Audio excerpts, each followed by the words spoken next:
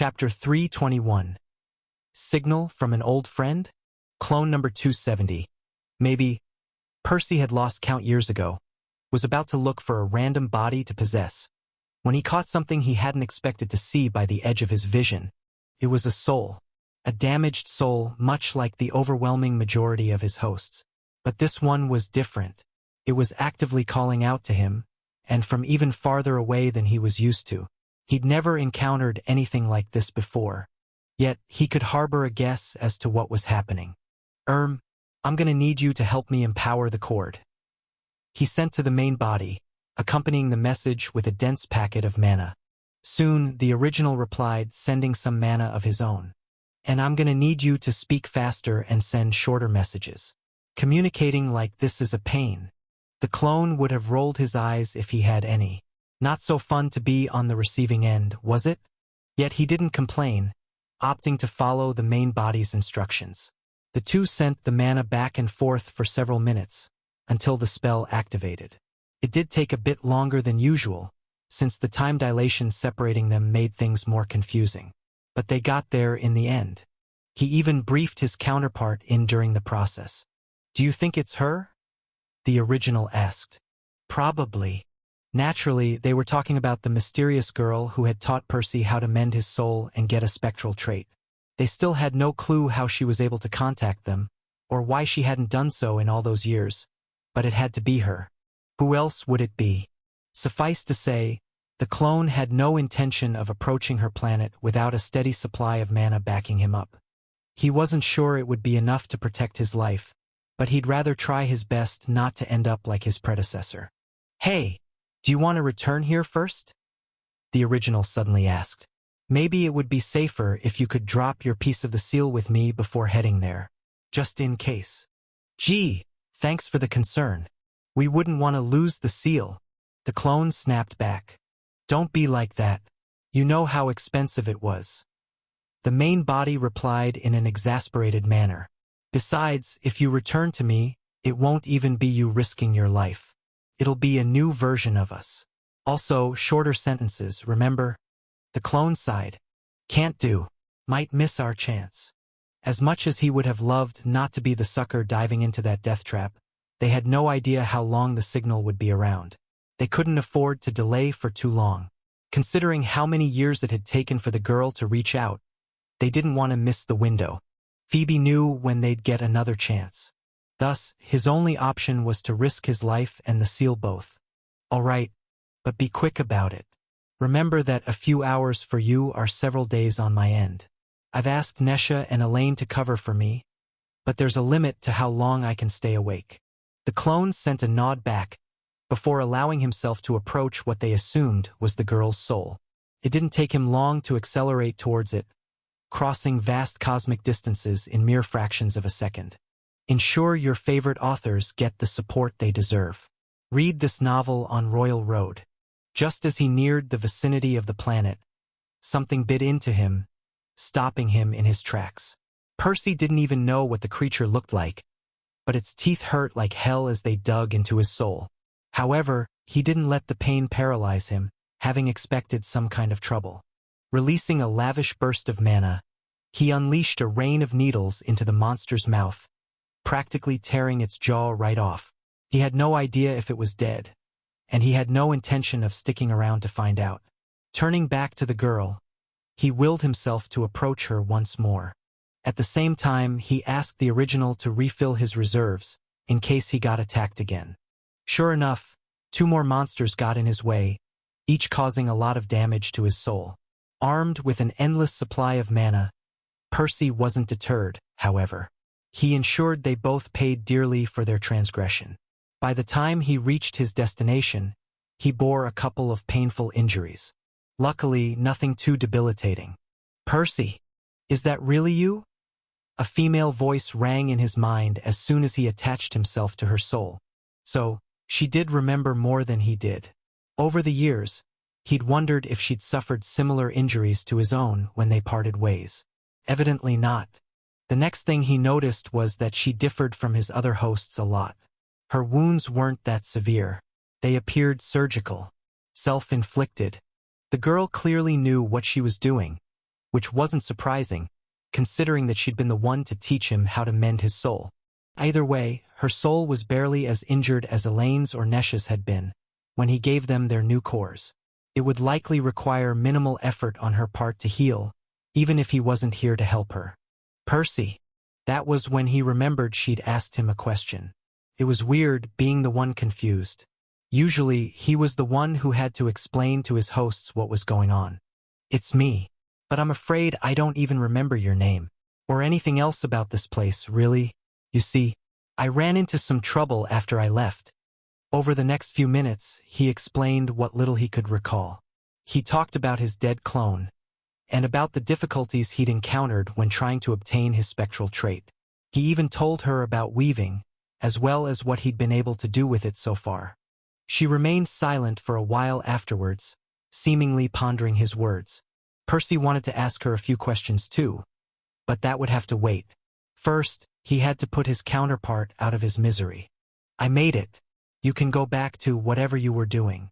The last thing he felt was a wave of relief, as both parties stopped trying to hold the connection open.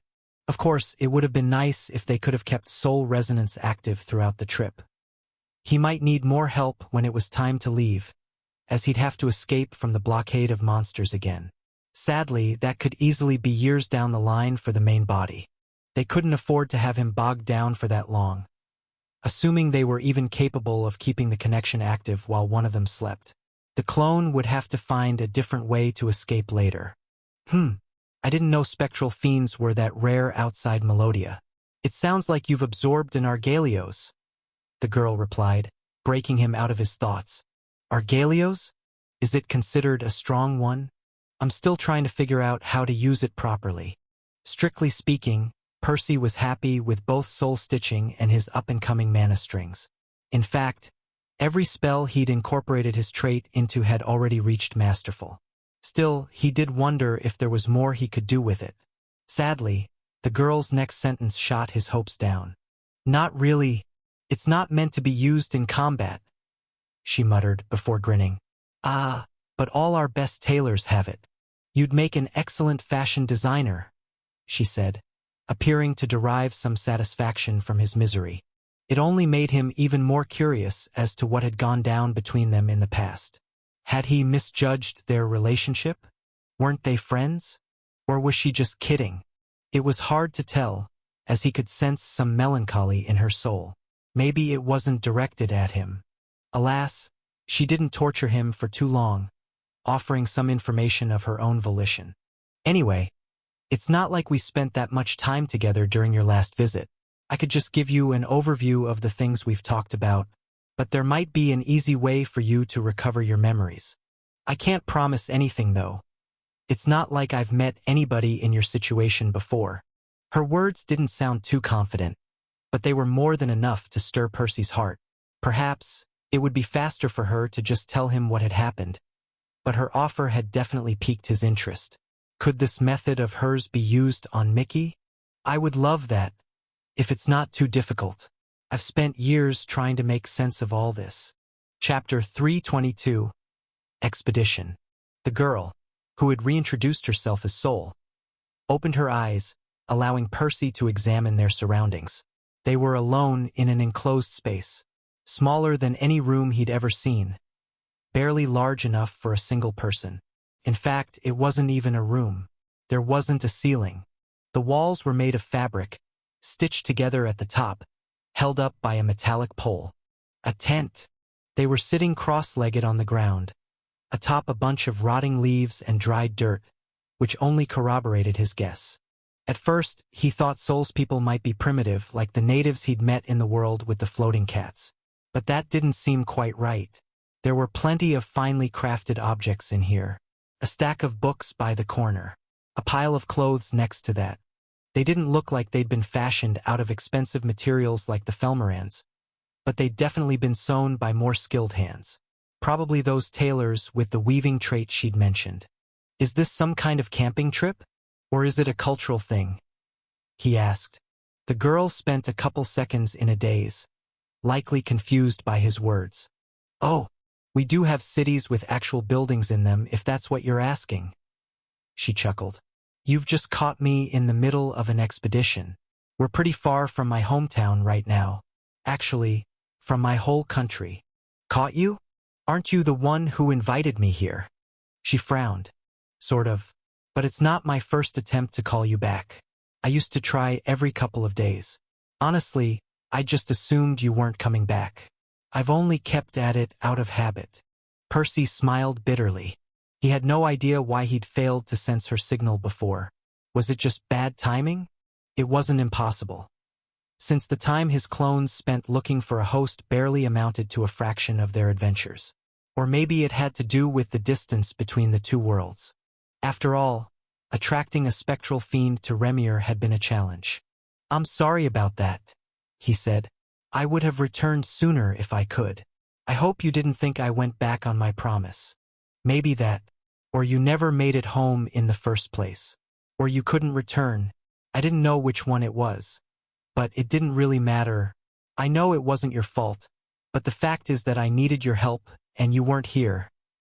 She replied in an accusatory tone. She didn't sound angry, though. Her voice was calm. Yet Percy didn't miss the deep sorrow hidden beneath the surface. He had no idea what had happened here, but he couldn't help but feel a pang of guilt over it. Anyway, let's try fixing your memory first. I'll explain everything later. She shrugged, getting up. Percy squinted as she left the tent. It was noon, a yellow sun shining brightly over their heads. A little too brightly, in fact, but otherwise not that different from Remir's. Looking around, he noticed they were surrounded by several more tents, most of them no bigger than souls. They were all woven out of a light gray silk, much like her clothes, probably a staple of their culture. There were trees everywhere too, placing them in some kind of forest.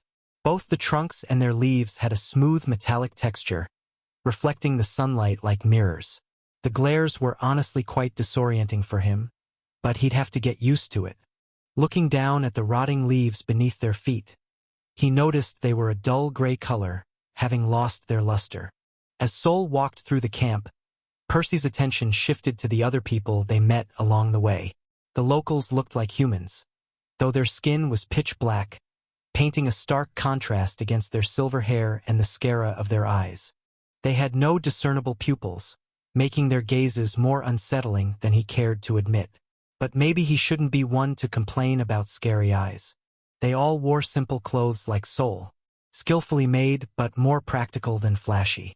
And they were mostly identical to one another's, save for an odd symbol here and there that he couldn't tell the purpose of. He was tempted to describe them as military uniforms. Maybe. He wasn't sure. Another glaring detail was that he could see all their souls.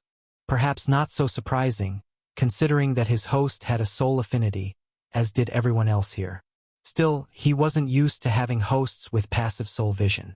Actually, is it even passive? Or is Sol just really paranoid? Stolen content alert. This content belongs on Royal Road. Report any occurrences.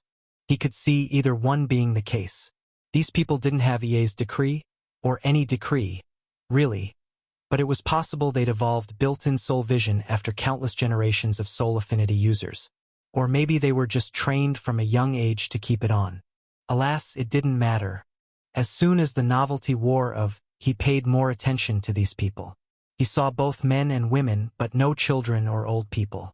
Whatever the purpose of this expedition was, he was willing to bet they weren't here for fun.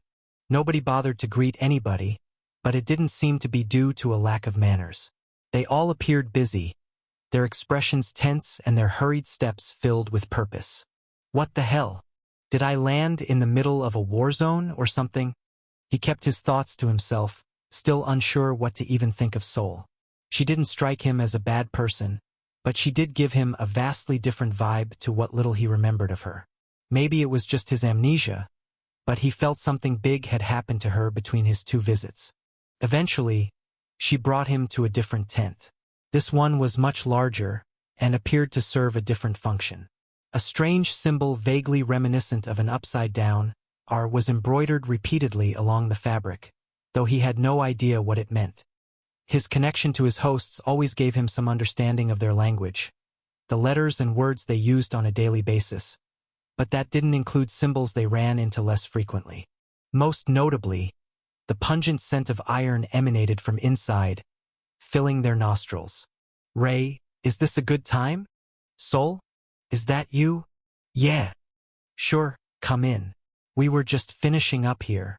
Before Sol even got the chance to enter, a man staggered out of what Percy assumed was the medic's tent, his left arm ending in a stump just below the elbow. The wrappings were frayed at the edges, damp with an orange liquid. An odd color for blood, but maybe so was red. The whole mess was slung in a crude linen sling around the man's neck. His face was ashen. Well, just a slightly lighter shade of pitch black.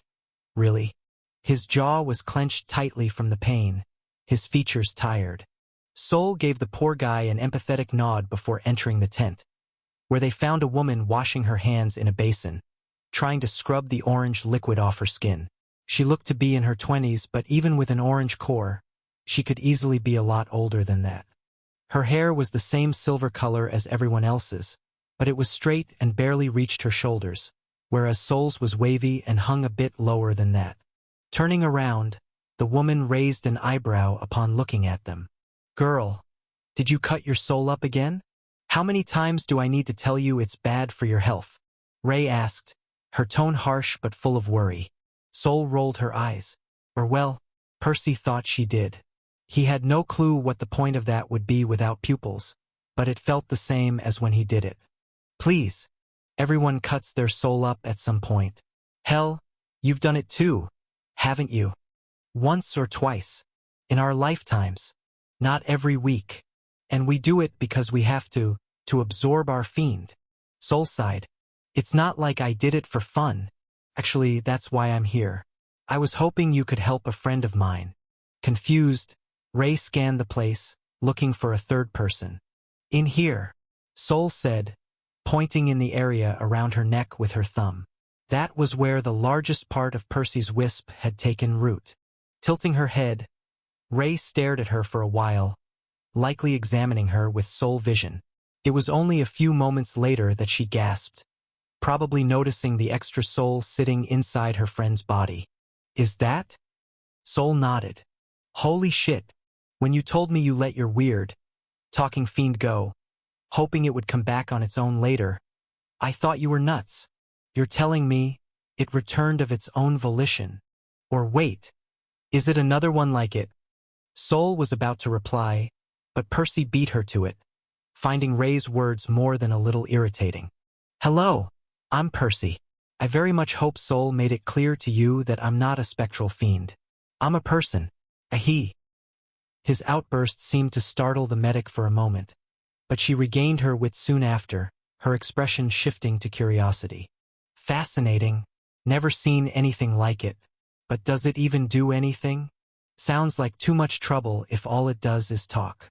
Percy wanted to rub his temples, finding it impossible to communicate with this woman.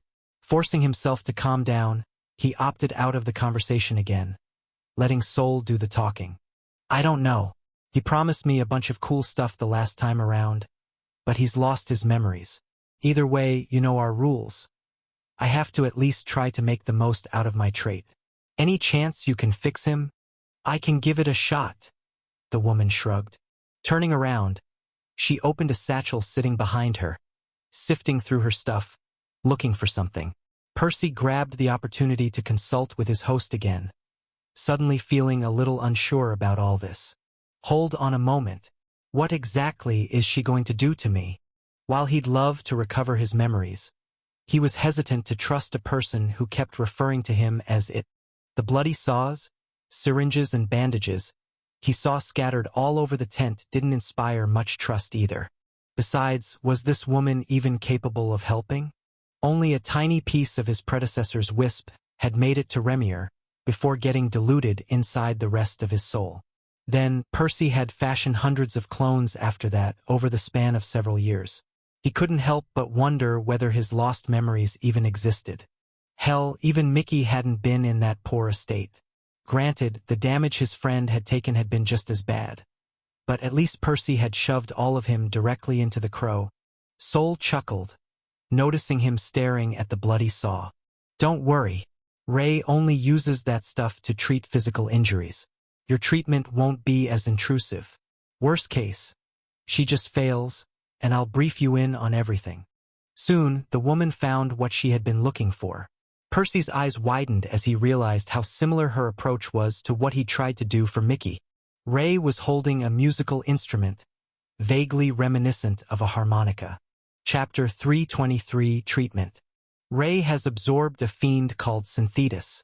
It has granted her the composing trait, which boosts her musical talent far beyond a regular person's. You'll be amazed by what she can dig out of your soul with that, combined with soul vision. Soul explained after sensing Percy's shock. Maybe he shouldn't have been so surprised, though. If he had managed to stumble upon something similar by himself, it wasn't that strange. An entire world of people with soul affinities had figured it out, especially with a dedicated spectral trait to help them. If anything, it was more impressive he'd accomplished the same without it. Then again, his bloodline was probably even better. Man, if I had the trait too, maybe Mickey would have recovered his lost memories already. Are you ready to start? The medic asked, breaking him out of his thoughts. He nodded, feeling a little better about the whole thing. Like Soul had said, the worst that could happen was Ray failing to help him. He wasn't that worried about getting hurt anymore. The woman blew into the instrument, playing a gentle tune. She was definitely good at this, the sound coming out smooth and crisp. But it wasn't anything noteworthy either. It was a simple melody, consisting of just a few notes. Percy raised an eyebrow, not feeling any different. At first, he thought they were pulling his leg. Ray's expression was dead serious, however. She was deeply engrossed in her music. At the same time, she was looking directly at Percy's soul, examining it carefully as her eyes burned with mana. Suddenly, she did something strange. She varied the notes abruptly, shifting to a different tune entirely. It was deeper and less playful. She kept at it for a couple minutes, before trying a third tune, and a fourth, seemingly searching for something. Interestingly, she didn't just vary the holes she plugged with her fingers, or the tune's tempo. It went further than that. She even changed the way she breathed, adding various effects to the sounds. Sometimes they came out soft like whispers, others raspy or shaky. She's trying to find something that resonates with you, Soul explained. That made sense. When it came to his familiar, Percy had been able to skip this step entirely. After all, he'd played him the very tune that Mickey himself had taught him. Something the gladiator had learned from his mother when he was little, and which he had kept close to his heart his whole life. Obviously, it couldn't get much more emotional than that. But Ray didn't know anything about Percy. She had to experiment until she saw some results. An experiment she did for several minutes. She clearly tried every trick she could think of, searching for a response. But for a long time, nothing seemed to work. Percy was beginning to lose all hope, thinking this might be a lost cause after all. That was when it happened. Blowing into the instrument for the billionth time, Ray produced a familiar sound, one that pierced right through him, giving his host goosebumps by proxy. And Percy recognized the nostalgic tune, having many fond memories associated with it. It was the sound the cones made in the Whistling Woods. Ray had somehow reproduced it, merely by throwing things at the wall until they stuck. She clearly noticed she was onto something too, a smile tugging at the corner of her lips. Emboldened, she used these notes as the foundation, as she expanded on the melody, adding more features, testing other possibilities. It didn't take her long to make more progress, starting a new round of experimentation every time Percy's soul responded positively. At some point, Percy's jaw almost hit the floor, realizing how closely Ray's tune had approached Mickey's. If you discover this tale on Amazon, be aware that it has been unlawfully taken from Royal Road. Please report it. Leaving aside how impressive it was that she'd recreated the whole thing with so little to go by, Percy wasn't surprised this was the melody she had chosen, the one that best resonated with him. He didn't share Mickey's history, but this was an emotional tune for him too. It marked his first meeting with his closest friend, and it was something he had since spent years playing on his shoddy ocarina, simply because of how much he liked it. Plus, He'd done all of that without even knowing it was the key to unlocking his familiar's past. It's a little eerie, though, coming from a complete stranger. Even more notably, Ray was a lot better at it than him. As much as he hated to admit it, she was better than Mickey and his mother too. Somehow, the woman had managed to reproduce the whole melody, despite having never heard it before. Neither the simplicity of her instrument, nor her lacking pair of hands seemed to hinder her in the slightest. Percy wasn't even sure how she was able to overlap so many notes. Was she whistling as she blew at the harmonica? Probably her traits doing. In any case, Percy ignored all of that, allowing himself to sink into the tune, his eyes welling with tears. It was a little embarrassing, but he didn't care. How much had he missed this sound? It was so much better than his poor attempts at it. Sadly, he'd have to wait for his friend to regain his memory before he could hear it again. The non-butchered version, at least. Something else happened as he immersed himself in the melody. Memories flashed in his mind, one after the other. It was like a gate had opened, leaving his soul more receptive. But the memories were random at first. His time in the damp cell, his fight beneath the crimson sun. Even his training alongside his familiar as they hunted goblins in the Whistling Woods. Brewing alongside Enki, having lunch with Klatz and Lin. Focus on our meeting, Sol gently advised him. He nodded, taking advantage of this strange state to bring their previous encounter to the forefront of his mind. He thought of the spectral fiends that had attacked him earlier that day, suspecting that something similar had happened the last time around. Sure enough, a few more memories emerged. They didn't contain any images or sounds. Only feelings. Not that strange, since the fiends had attacked him while he'd been a disembodied soul. They were faint at first, but they grew clearer as he focused on them, trying to remember. He'd been less equipped to handle the creatures back then, hadn't he? His mana had run out quickly, leaving him exposed to them. He'd been attacked on the way out too. At first, he'd been under the protection of some spell. Mi's spell, Sol's father. He remembered. But the fiends had stripped him of his flimsy defenses, one of them even swallowing him whole. He'd fought to escape, with barely anything left of him by the time he did. Next, he shifted his focus to his actual time with Sol. He thought of his men's spell, causing the memories of her lessons to flood his mind. He thought back to the time he'd lured the spectral fiend on Remir, which helped him recall Sol's instructions pertaining to that. Despite his efforts, there were still a few gaps he failed to patch up. Noticing that, Sol pitched in, prodding him along. At first, you entered my mana channels.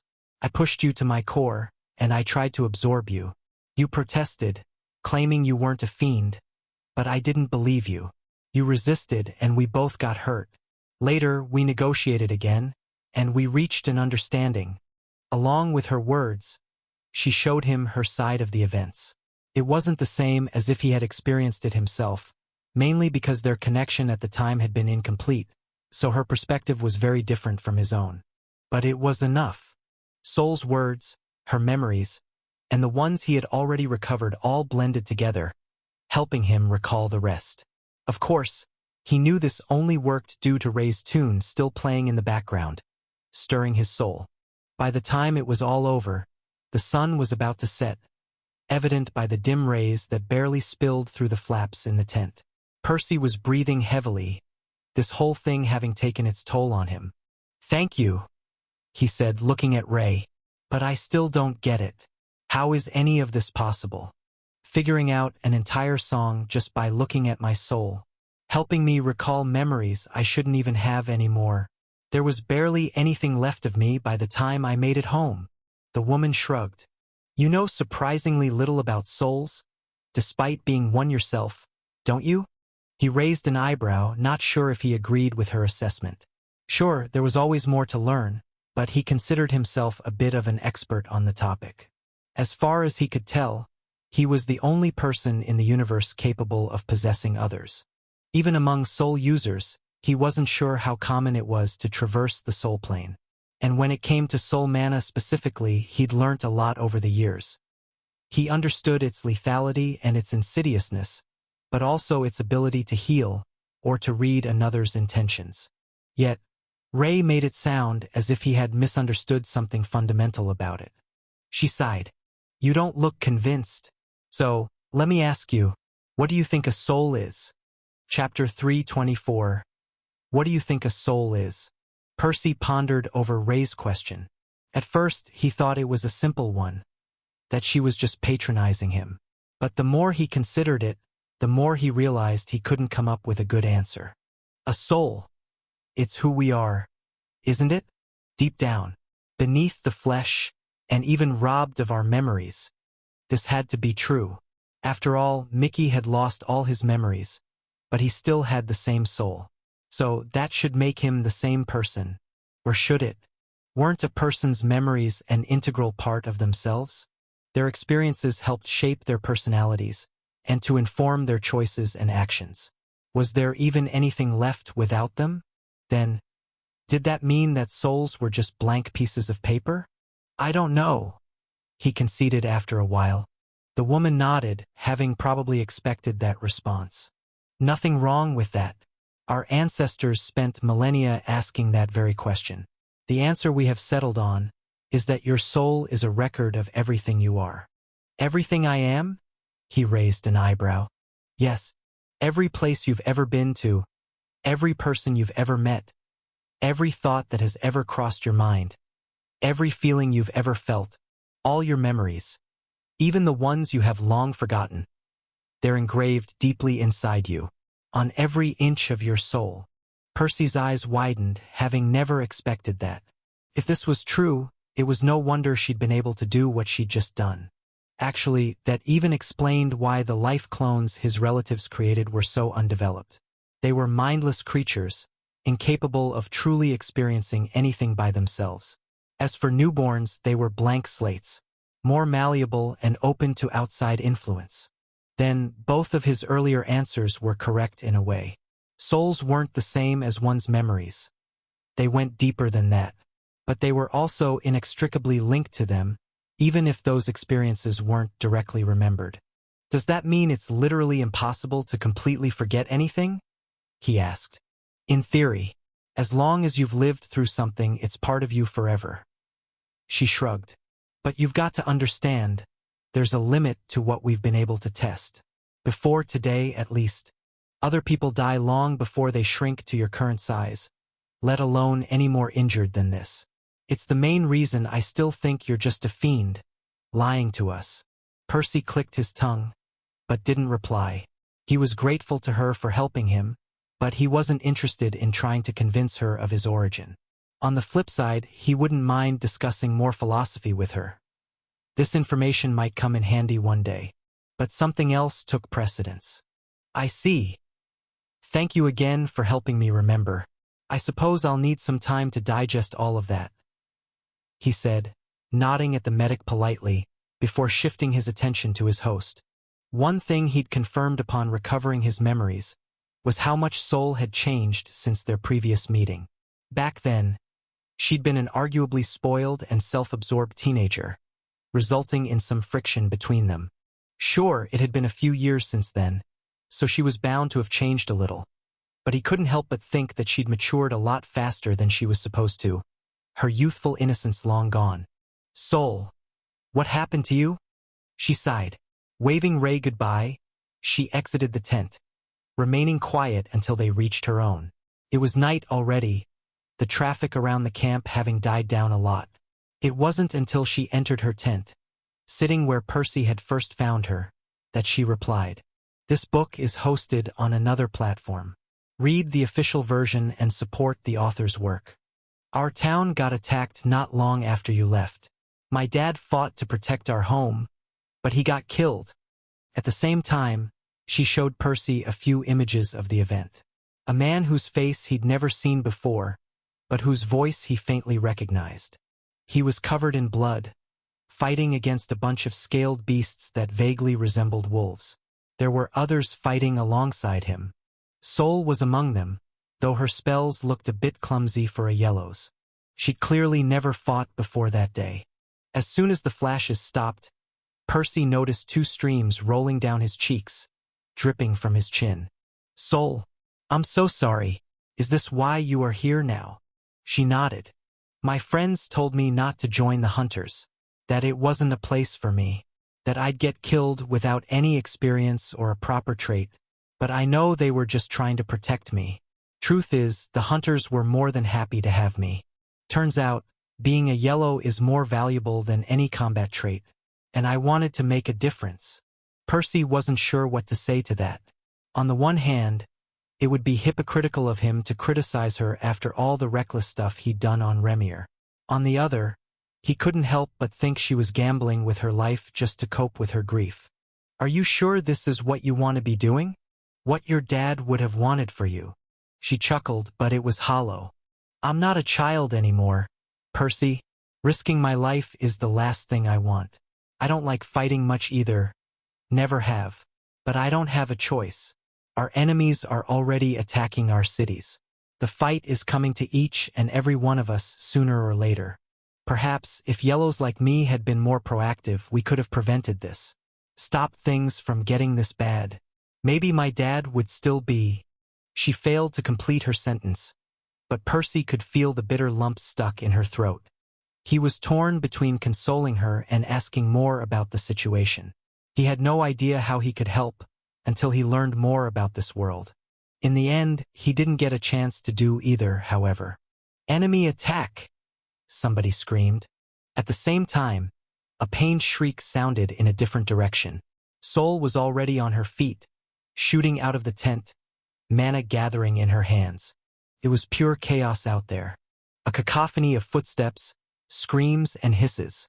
Strange shapes pierced through some of the tents, as splashes of orange were barely visible under the faint starlight. It didn't look like there was a moon on Melodia. Not tonight, at least. Sol didn't waste a moment joining the battle. She shaped her mana into a dozen bird-like constructs, shooting them at the enemies. It was difficult to make out their color in the darkness, but Sol vision more than made up for it. The silver silhouettes burning clearly within their bodies, tracing their shape. They were beasts, but not the same species that had killed her father. These resembled snakes. Somewhat, though their circular maws were filled with rows of serrated teeth, dripping with liquid. The droplets sizzled whenever they landed on something else. Sol's attacks sank into their bodies, piercing the creature's souls full of holes. The ones she had attacked were both at yellow like her, but Percy was amazed that they still stood after the attack. In his experience, soul magic was extremely lethal to anything of the same grade, often even a grade higher than that. Have the beasts on this world evolved sturdier souls to survive against these people? Either way, the creatures had turned toward Sol, abandoning their previous victims. They lunged forth, though a second barrage finished them off before they reached her. Two of them, resistant as they were, soul mana was still a potent weapon. Scanning their surroundings, Percy noticed similar scenes playing out around the camp. After the initial surprise had faded, the sapients were doing a better job holding their ground. There were yellows and oranges on both sides, though neither had brought any reds in this place. One battlefield stood out in the middle of the camp. 3 green snakes and over a dozen yellows besieged a green humanoid. A rare greenborn most likely, since Melodia didn't seem to possess a means of advancement. The leader of this expedition. The natives were disadvantaged in that their affinity had no defensive power, nor did it grant them any mobility. The only thing they had going for them was the danger their spells posed. Luckily, that was more than enough to give the monsters some pause, keeping the more cautious ones at bay. Sol ignored all that, rushing towards the perimeter, at a spot where her people were losing. 3 beasts were swallowing just as many bodies, their brethren having almost overwhelmed the last 4. A yellow and 3 oranges. Unfortunately, she wasn't fast enough. By the time she reached them, an orange snake had landed a nasty bite on the yellow's leg, opening a way for the rest to decimate the squad. Watching the creatures tear the bodies to shreds made both Sol and Percy sick. But they suppressed the urge to throw up, as they had a bigger problem to deal with. While half of the creatures were busy fighting over the bodies, the rest had shifted their attention to the newcomer. There were 3 yellows and twice as many oranges, all facing her, their souls ablaze with unconcealed hunger. It was bad, Way too many for her to fight by herself. That was when Percy spoke, his voice brimming with determination. Soul, I wasn't there for your father, but I'm here now. Let me help you. Chapter 325 Soul. Soul didn't pay Percy much attention, nodding absent-mindedly. Her eyes were glued to her opponents, the horrific beasts now coming after her. The Yellows were a touch smarter than their weaker brethren, though. They waited for them to toss themselves in the line of fire, so that they could reap the fruit of their work afterwards. Sure enough, 2 dumb oranges were the first to spring forth, only for their souls to end up full of holes. But Soul had used up over a third of her mana in the attack, her fear causing her to pour a little more into the spell than she'd meant to. Her reserves wouldn't last long if she kept fighting like this. Luckily, Percy had already replenished more than that on her behalf, taking deep breaths one after the other. What is he even trying to do? Was he happy just boosting her regeneration?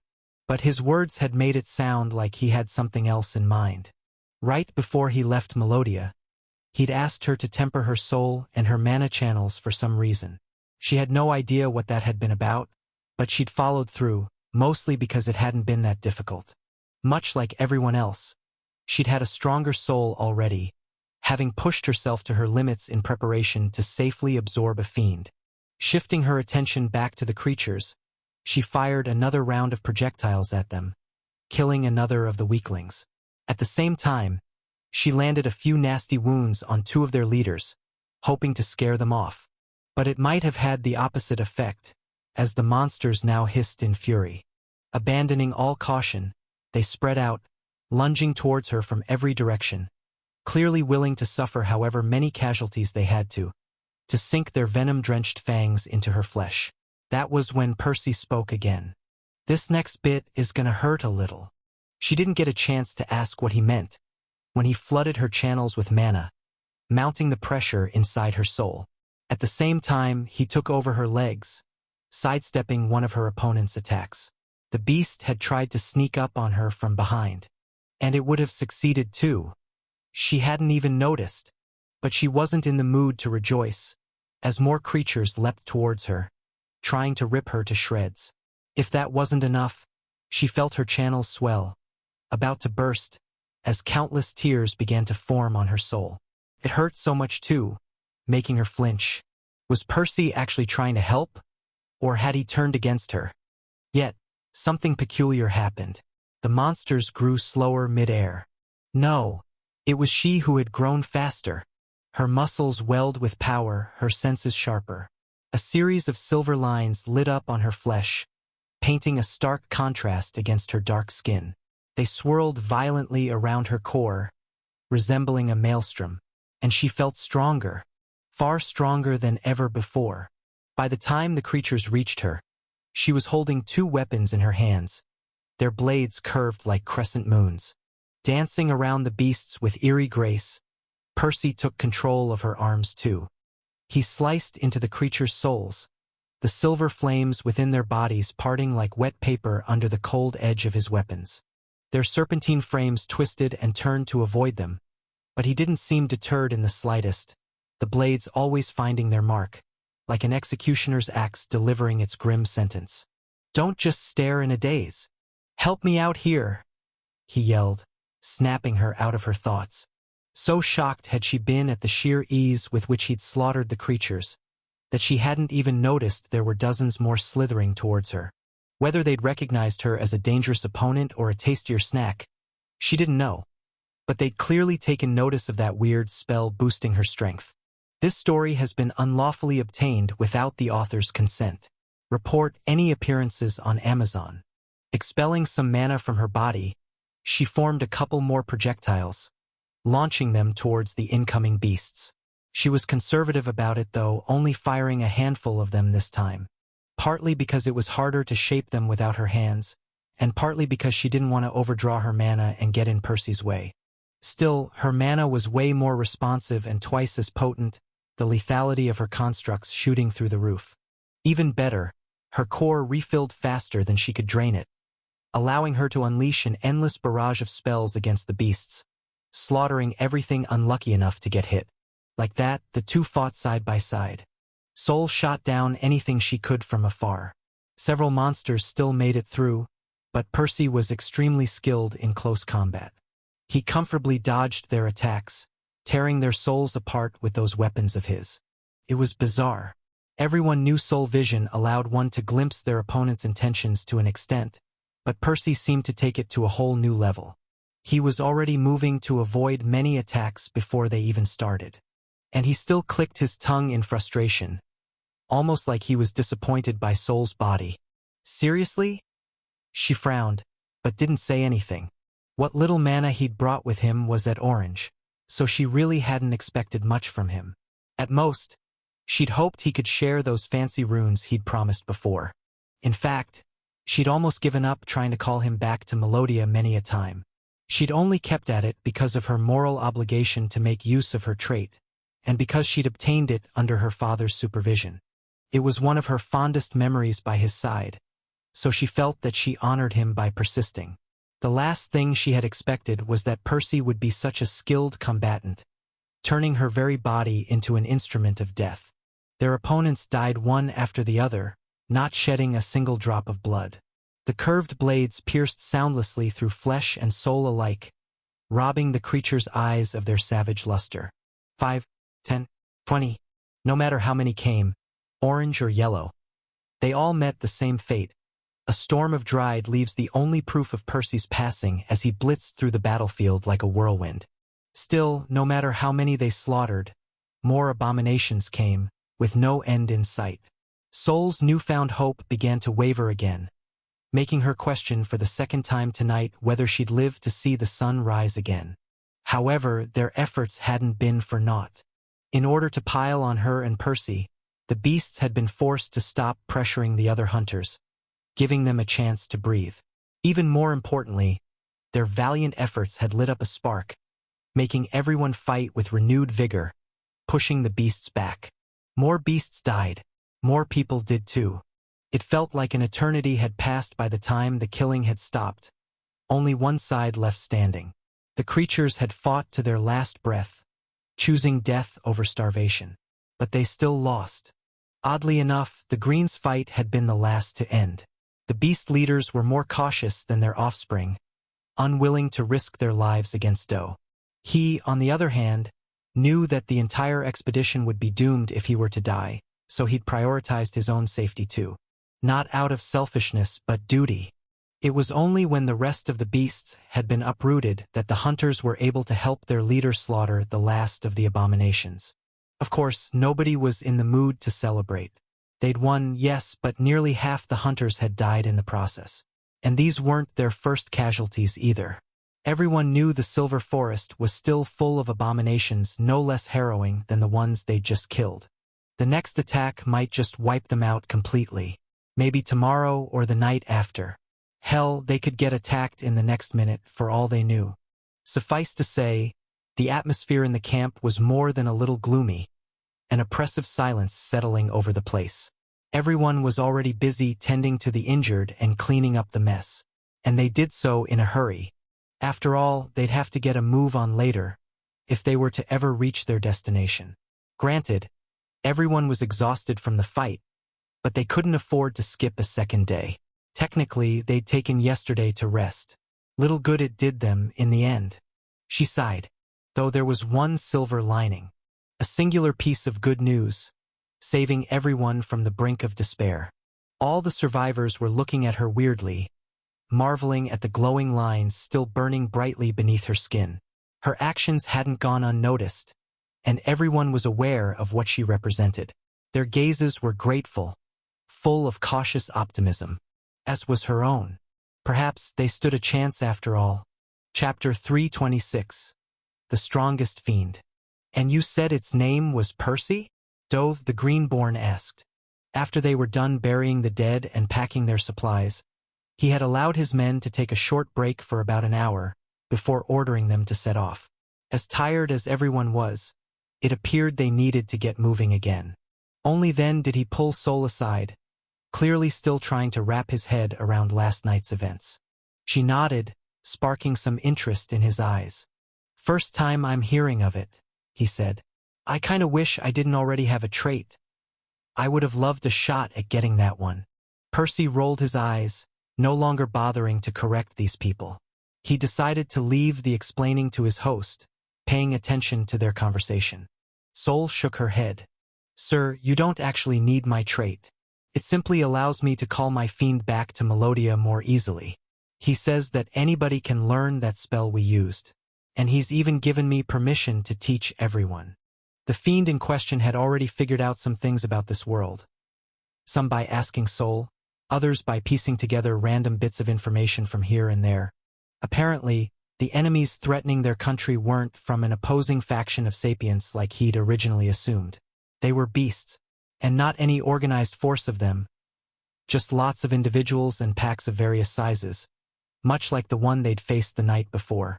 People living in Lesser and Greater Springs didn't consider beasts to be a major threat. The sapients there had the means to advance at a much more sustainable, albeit slightly slower rate, so they didn't have much trouble culling the ever-climbing population of beasts. If anything, the creatures were seen as a valuable resource to be taken advantage of, in all sorts of ways. But barren worlds like Melodia were a different story. Here, the beasts were no weaker than the people. Disorganized as they may be, their numbers far exceeded the sapients, making it extremely difficult for the latter to hold their ground. The problem was further exacerbated by the fact that there was only a single landmass on the planet, so Sol's people had no choice but to share it with the wildlife. Their ancestors had barely managed to seize some land by the corner of the continent, carving a tiny country for themselves, one that they constantly had to defend from the invading fauna. It wasn't all bad, though.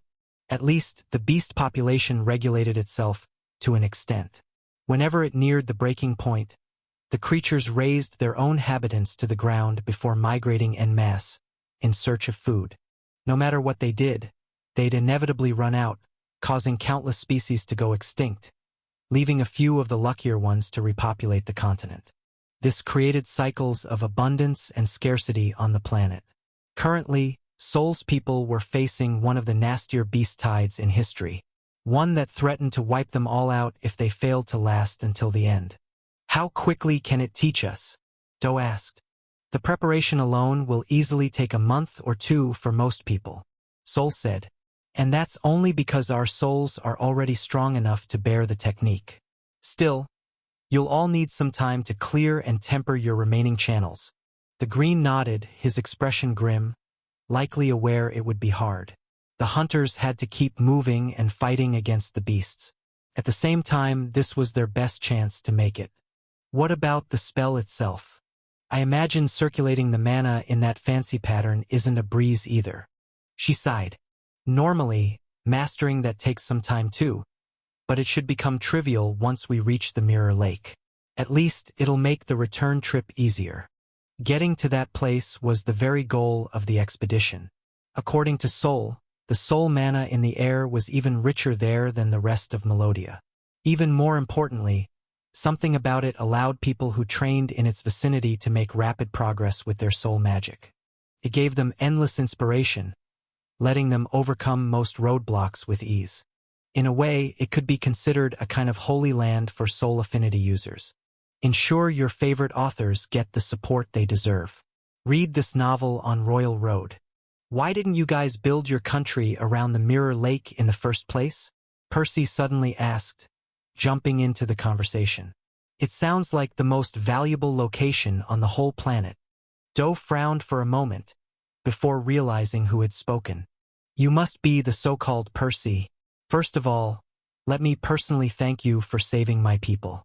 We would have probably still made it through the night without you, but we'd have lost many more hunters in the process. And every last life might make the difference in the end. The so-called Percy's eyelid twitched, but it didn't say anything, allowing the man to answer it. Our ancestors did attempt to do that in the past. They took advantage of a low tide, building a settlement next to the lake. Sadly, it's impossible to defend. The area is incredibly rich in both mana and natural resources. Even if we destroy everything, it just grows back again. It didn't take long for the emerging beasts to attack. They flooded the settlement before their population even approached the tipping point, wiping our people out. Percy nodded. So that's why they resorted to sending small expeditions there, and only whenever things grew truly desperate. But will this even help? He asked, looking at the few remaining survivors. There were barely 50 or 60 people left. Even assuming that some of them made it to the Mirror Lake, he struggled to imagine what they could learn there in just a couple of months. It would have to be something crazy to turn the whole situation around. Weren't they better off just joining the force defending their cities? Doe smiled bitterly, probably guessing his thoughts. That's a common concern among our people. This is why we didn't send a team to the lake earlier, when the situation wasn't as dire. As you may imagine, few of these expeditions yield anything valuable. The last time was thousands of years ago, and we've failed countless times since. But it's not like we have a choice. The way things are going, we're going to get wiped out by the end of the decade, unless something changes drastically. Percy couldn't help but raise an eyebrow, finally realizing why everyone in the camp looked so distraught. It wasn't just their personal safety they were concerned with, but all of their loved ones too. Though Doe wasn't done, offering a more optimistic outlook. But things aren't that hopeless. The fact is, we do find something valuable every now and then. The method to absorb spectral fiends actually came from the Mirror Lake. Some of our ancestors got really lucky once. It's the main reason we've even lasted this long. Percy nodded, sinking back to his own thoughts. He now knew why Sol and her people wanted to reach that place so badly. Though he harbored some guesses of his own about the topic, not being the ignorant kid he'd once been. He strongly suspected the Mirror Lake was an elemental source. This was something he'd learned about back on Filmara, in one of Mrs. Leah's cosmic studies classes. Elemental sources were even rarer than greater springs, since there could only be one in the whole universe for each mana type. They passively converted ambient mana into the corresponding affinity, almost like gigantic mana cores embedded in the very surface of the planet they found themselves on. They were considered strategic resources that major factions fought over, but not all of their locations were known. If he was right, the Mirror Lake was the reason all of Sol's people were blessed with a soul affinity. It was a little like the Lotus in that sense, though the latter was just a temporary object capable of changing the affinity of a few people. Meanwhile, elemental sources were permanent, and could influence an entire world, forcing everyone to develop mana cores of the corresponding type from birth. Not sure if these people would consider it a blessing though. Granted, soul affinities were normally rare and powerful, but not necessarily worth losing access to every other mana type. A specialist was only useful if he was special, after all.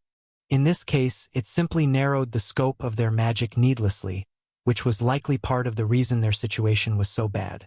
Even worse, these people were completely oblivious to the enormous threat looming over their heads. If a major faction learned about this, the beasts would be the least of their worries. Most likely, Melodia would suffer the same fate as Huehue. Actually, does Huehue possess an elemental source too? All of Mickey's people were stuck with a pure affinity, though that might be a coincidence. Percy didn't know if there were any concepts associated with it like the other mana types, so it might just be some defect they were born with. In any case, Sol spent a few minutes addressing the growing crowd beside her, explaining how they were supposed to temper their channels, before letting them work on that by themselves. It would be a race against time to grow strong enough to make the round trip. At least, Percy's existence had removed the element of uncertainty from the expedition. Now, they'd no longer have to rely on luck to discover something useful at the Mirror Lake. They already had a most promising spell to master, so it was just a question of time and effort. In theory, it might have been safer for them to turn around and abandon the expedition entirely. It would take them a little longer to learn circulation without the lake's help, but they could do that behind the relative safety of their walls. Unfortunately, they had already traveled most of the distance, so they were closer to the Mirror Lake than their country. Right now, it was probably safer for them to press onward, mastering the boosting art as soon as possible. Of course, Percy wasn't helping them solely out of kindness. Sure, he felt bad about these people, so he wanted to help his host. But that wasn't his only motive. He was quite interested in the elemental source too. His main body was still working on the pure component of the dance. He was close to registering it, but he hadn't had the time to even attempt the soul part yet. It was looking increasingly unlikely that he'd get there in time to use it against Acton. But this changes everything. I might be able to figure it out ahead of time if we make it to the lake. Chapter 327, Dream. The sun shone brightly over the lush forest, its blinding rays bouncing off the smooth surfaces. They banished even the tiniest shadow from existence, immersing the exhausted hunters in a world of light. So intense was it that Percy regularly disconnected himself from his host's eyes, wholly incapable of enduring the sights during the height of noon. Hell, this place was so bright, it made even the white districts of Twilight City look like their profane neighbors by comparison. It was only during the mornings and evenings that he managed to marvel at the almost sacred realm he found himself trekking in. The ferns and trees carried some of the familiar traces that all plant life in the universe seemed to share. But they differed in many ways too. He hadn't noticed at first, but the bark and leaves were often covered in tiny barbs, likely to discourage the hungry beasts from taking a bite. The trunks were thinner, as was the foliage, probably because there was more sunlight than the poor plants knew what to do with. It was beautiful, even if there was too much on the hunters' minds to appreciate it. It was alien, even though Percy had been to hundreds of worlds already, each stranger than the last. It was dreamlike, even if the nightmare kept rearing its ugly head. Every now and then, they saw traces of battle. Old bones and orange bloodstains nearly licked clean. Shattered earth and scarred trees. A record of Melodia's brutal history, carved in every corner of the forest. The days and nights were a little longer than Remir's, the starving abominations attacking at least once before each sunrise. Everyone fought together to fend them off, though a couple people always lost their lives at minimum. But they never paused. They never stopped moving forward or fighting for their world's salvation. While they walked, they cleared their channels. While they ate, they tempered them. Even while battling for their lives, they practiced the movements Percy showed them. They took shifts every night, some on guard duty while the rest slept. At least for as long as the cruel beasts allowed them. Though a few people didn't seem to require sleep at all, likely due to a spectral trait. He and Sol weren't slacking either. Occasionally, he left her in charge of circulation, teaching her how to use it by herself. He instructed her on her footwork. Granted, she'd never trained her body much, but this version luckily only relied on the strength of her soul to activate. Her physique still held her back a little, as did the lack of a second core, but her yellow grade more than made up for it. He also showed her how to guess the monster's thoughts. Sure, he didn't have his mutated eyes, but his years of using them had still taught him things the natives didn't know of. Even more importantly, Percy's boosting art had never been easier to use. The air here brimmed with soul mana, barely requiring any effort to absorb. It would save him a lot of time when he began learning the rest of the dance, though he wanted to get a little better at working with Sol before they got started on that. Sol had plenty to teach him too. I don't get it. How can you guys control so many projectiles at once? He asked one night. They were fighting a flock of avian beasts, some cross between bats and cats, rendering his close combat skills nearly useless. Luckily, the hunters didn't have much trouble shooting the creatures down, launching countless homing projectiles that seemed to always find their mark. At first, he chalked it to specialized traits, but he knew Sol didn't have one. He considered it might have been due to the improved control afforded by a higher grade. But it was too much to be just that, plus the orange hunters managed too. Stolen story. Please report. Not sure what you mean. Sol shrugged. Take over the reins. Let me see what you're doing wrong. I can keep circulation going in the meantime. Percy nodded, doing as she said. Leaving her in charge of their body, he tried to shape the soul mana into those bird constructs Sol liked to throw around. It sort of worked. The yellow mana responded to his will more easily than his own mana did. And he'd seen her use the spell plenty of times over the past few days. Still, the shape came out crude, and he felt the constructs would crumble before they reached their target. Sighing, he started over, this time going for something simpler. Just a bunch of throwing stars. He was already familiar with those, and it was his control he wanted to work on, not the flavor of the attack. Once he had a dozen of them floating beside him, He shot them at the creatures, trying to hit the two closest to him. It was hard. The beasts were constantly moving. He steered the weapons halfway through, yet he still missed. "I see," Sol said, dodging a diving beast going for her throat. "I think I know what the problem is. You're trying too hard to control the spell." Percy raised an eyebrow, but he didn't interrupt her. "Maybe you're biased by how other people use their magic where you're from. I wouldn't know, since we only have soul affinities here. But it seems you're not allowing the mana to do its thing." "Its thing? It's hard to explain, but the mana can help you if you let it. Try telling it what you want it to do, instead of telling it how to do it." Percy frowned. Her explanation did make some sense, admittedly. He thought back to the time he'd discovered the pattern for his soul affinity. He'd struggled a lot to get there, only succeeding once he gave in, losing himself in the spell. Perhaps soul mana was more responsive to its owner's will than other types. Well, only one way to find out. Following her instructions, he gave it another go. He shot another round of throwing stars at the creatures, but he allowed them to fly in a straight line this time.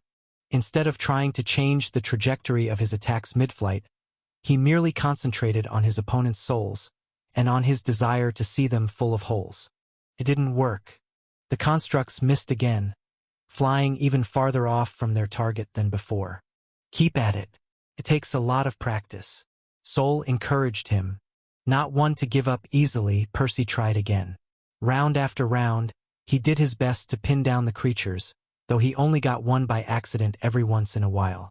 The other hunters were forced to clean up after him, but nobody complained. Even though Percy himself was disadvantaged against these opponents, this was honestly one of the easiest waves for the others to handle. The bat creatures' souls weren't as sturdy as the others, so they didn't need as many hits to die. In fact, even a glancing hit was quite debilitating for them. It was enough to knock them out of the sky, sending them crashing down.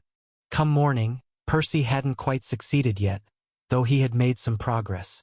At some point, the throwing stars had started moving by themselves, the mana beginning to respond to his will.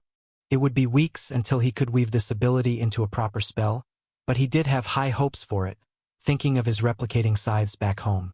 Luckily, there was no shortage of practice dummies in this place either. Days went by and then weeks. Everyone was growing at a steady pace, some faster than others. Doe in particular had almost finished tempering his channels. As a green, both his control over his mana and his endurance were higher than anybody else's, though Percy could tell the man's discipline and dedication had definitely played a role. He and Sol had already shown him the circulation pattern again. As soon as he got a handle on the ability, the expedition's strength would shoot through the roof. The others were a lot slower than that, but they'd at least learned to move as they cast their spells, improving their survivability a little. Percy didn't think any of them stood a chance of mastering the boosting art before they reached their destination, though. Sol had grown a lot too. She could now keep the spell active by herself, and she was currently working on her close combat skills. She wasn't nearly as good as Percy just yet, but she could at least hold her own for a while. Meanwhile, Percy had made some progress with his new spell. It wasn't that impressive yet, but his status had still been kind enough to acknowledge his efforts. "Congratulations! You have mastered a new spell. Living weapons? Crude. It wasn't all good news, though. They were over a month away from their destination, and their numbers had dropped dangerously. Faster than their strength had grown, in fact. There were only 15 of them left. A green, for yellows and 10 oranges. Chapter 328. Sickles.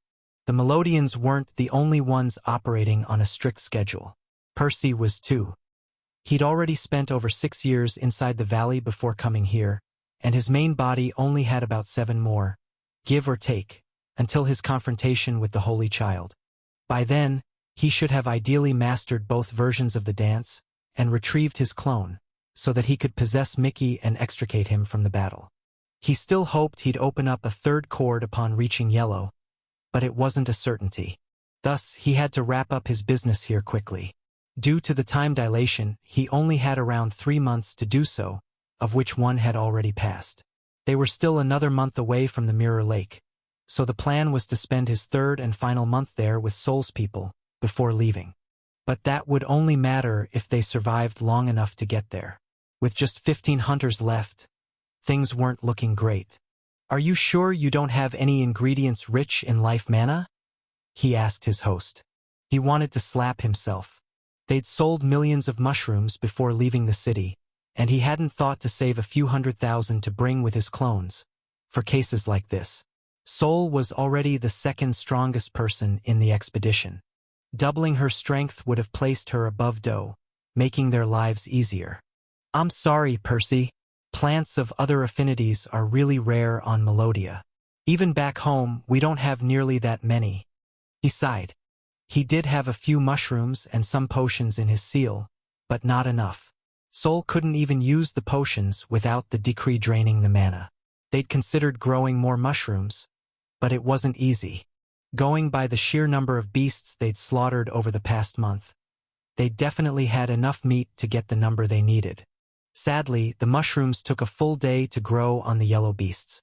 It was much faster than the mundane meat Percy had used in the city, but still too slow. The hunters couldn't afford to stay at a single place that long.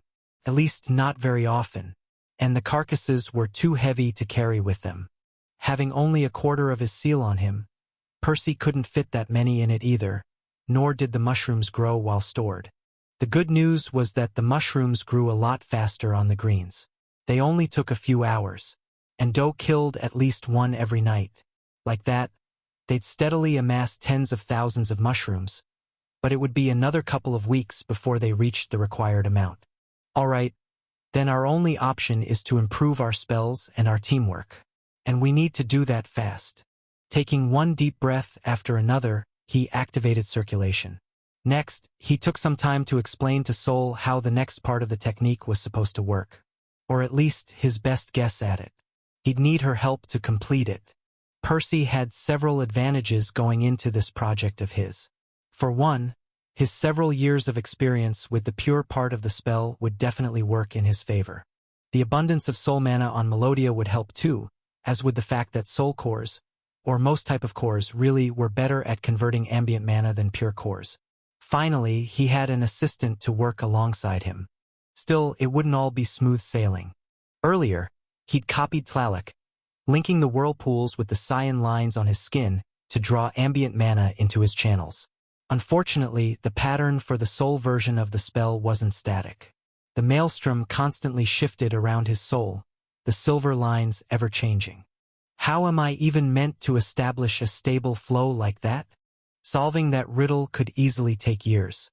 Hopefully, the Mirror Lake would accelerate the process several-fold, but he had to at least try and get a head start. Besides, two minds were better than one and all that. He wasn't used to having a host who shared his primary affinity.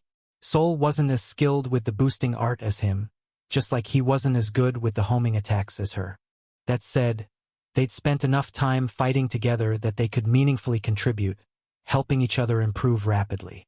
"Ready?" he asked, getting a nod back. Next, he mirrored the pure version of the spell, trying to form a series of whirlpools linking to his channels, pushing the ambient mana in. It was hard because he had to keep moving them around. "This tale has been unlawfully lifted from Royal Road. If you spot it on Amazon, please report it." He barely lasted 5 seconds before it all fell apart. "Are you sure this is how it's supposed to go?" Sol frowned. "Of course not." He rolled his eyes. "If I was, I wouldn't have asked for your help, would I?" She fell silent, as did he. The two spent a few minutes brainstorming, trying to come up with a solution. They both understood that everything they cared about hinged on their success. Circulation alone might not be enough for the hunters to return home or push back the beast tide. The Melodians' survival could very well depend on their ability to perfect the spell. Percy, on the other hand, wasn't looking forward to challenging a blue with an incomplete boosting art. But cracking the riddle wasn't easy. It was definitely a masterful spell, and he didn't have anyone to hand him all the answers this time. "What if we split the task?" Sol suggested. "I'll take care of the internal flow, and you focus solely on keeping the whirlpool spinning. Each of us will be responsible for converting the ambient mana on our end." He shrugged, agreeing to give it a shot. Not that he thought it would work in the long run, There was clearly some other trick they were missing. But it might work here on Melodia since they could collaborate, and because the ambient mana was so much easier to digest. By the time the sun set, they'd barely made any progress. At least they'd managed to keep the prototype dance active for a prolonged period of time, but the flow wasn't nearly powerful enough to provide them with a noticeable boost just yet. In the end, they had to call it a day. The next wave of beasts would be upon them soon. Sure enough, it was barely half an hour later when they got attacked. Though it wasn't a large pack this time, nor was it homogeneous. In fact, the Melodians got caught in the crossfire between some green beasts fighting each other. There was a massive bear-like creature covered in bony plates. It was under attack by 3 wyverns, harassing it from above. The hunters had no idea how long the 4 creatures had been at it, but the battle had rolled all the way to their camp. Even worse, the beasts seemed to reach a tentative understanding upon seeing them. Probably thinking that the Melodians would make for easier prey, they stopped fighting each other, attacking Soul's people instead. Doe took it upon himself to keep 2 of the wyverns at bay, leaving the 3rd one to Soul and Percy. Meanwhile, the remaining hunters ganged up on the bear, trying to take it down. Shit, it's too fast. I'm not skilled enough with ranged attacks to hit it. Percy groaned. His go-to move when dealing with such opponents was to spam projectiles from his shroud. He could fire dozens of them that way, but he couldn't vary their trajectories much, and he could only control them in bulk. Most of them would miss, so he usually relied on the extreme lethality of his mana to take his enemies out. This wouldn't cut it on Melodia. Not against the sturdier souls that the beasts here possessed. Certainly not against a green. His new spell helped a little, but it was still crude. That said, he did have a soul harvester in his spatial seal. It was far more lethal, and he could control a couple of those better than a rain of throwing stars. The problem was that the self-repair enchantments had to be fueled by his fused mana, and he didn't want to waste his dwindling stash unless absolutely necessary. Okay, take care of defense. I'll handle offense, Soul said. Hurling her sickles at the creature, she forged 2 more, before throwing them too. They'd already agreed to use the same weapons for both melee and ranged attacks, so that they could cycle between them more easily. The blade spun towards the wyvern, but it flew out of the way with a powerful flap of its membranous wings. Luckily, that wasn't the end of Soul's attack. The second pair was about to hit, as the first pair was already on the way back, chasing the creature from behind. And she was already preparing a 3rd one in her hands. This time, the beast dove downwards, barely avoiding the constructs by the skin of its fangs. But it seemed to realize that this wasn't sustainable, so it flew towards them, aiming to take them out before they fired more spells at it. Percy took over their body, sidestepping the lunge as he sank his blades into the beast's soul. This time he was met with a lot more resistance, the wyvern's soul being among the sturdiest he'd ever tried to cut. In fact, the weapon snapped, lacking the integrity afforded to them by reinforcement. Still, he dealt some damage, the wyvern letting out an agonized cry as it put some distance. Meanwhile, Soul hadn't paused for a second, sending the other 4 sickles after it. Of course, Percy could still control that many by himself, but not with as much finesse. And the girl was already forging another pair in their hands, and 1 more floating beside her. Soon, 8 crescents spun towards the monster, flying towards it from every direction. Percy took the chance to launch a 5th pair at it too, controlling this one himself. The wyvern avoided as many as it could, but it still got struck by several. Unfortunately, it suffered even less damage this time, the attacks not having as much force behind them. It ignored the pain again, trying to pin the pesky Melodian down. Percy feinted to his left, leaping to his right instead. At the same time, he hacked at the beast's wing, guessing its soul was weaker there. Sure enough, the sickle lasted longer before crumbling, leaving a nasty tear in the silver flame. Partially losing control of its limb, the beast hit the ground, carving a deep trail as it slid for dozens of meters, raising a cloud of dirt and leaves in its wake. But it wasn't over yet. The creature was more than capable of fighting on the ground too, apparently. It only took a second to brush off its disorientation. It even ignored the pain from the next round of Sickle's soul, had hurled into its soul, already charging at them on its 3 good limbs. The good news was that it wasn't much faster than them without its wings. Certainly not as nimble, so it wasn't hard for them to keep it at bay, pelting its soul with more attacks, slowly gnawing it down. By the time the beast's eyes glazed over, the other battles had also reached their end. Do had won too, killing another wyvern while scaring the second away. The other hunters had also slain their opponent, but not without paying a steep price. Another yellow had fallen, along with 3 oranges. Chapter 329. Ray. I survived again, Ray muttered, her heart clenching at the sight of her fallen comrades. She was one of the few remaining orange cores in the group. Unlike the others, she hadn't made it this far through sheer luck, however. The other hunters had done everything in their power to protect her. Even the yellows threw their bodies between her and the monsters, giving their lives for hers. Because she was a medic. The last surviving medic in the camp, in fact. She was arguably the 3rd most important person left in the expedition, after Do and Sol. And she hated it so damn much. She sighed. Pushing herself to her feet, she walked up to the others. The blisters hurt like hell. Not that strange, after so many months of grueling work. Just days of non-stop traveling, alternating with nights of harrowing battles.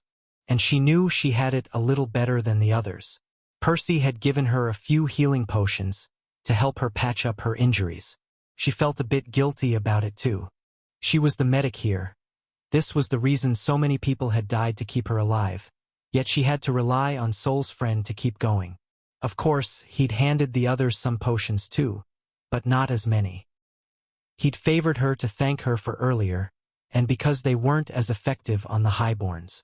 Reaching the group, she looked at the other orange cores, her gaze brushing over their tired features. If there was a silver lining, it was that there weren't any injured people for her to tend to. Anyone the monster had touched was already dead. Are you guys sure you all want to go through with this? She asked. You understand there's no going back. We're screwed anyway.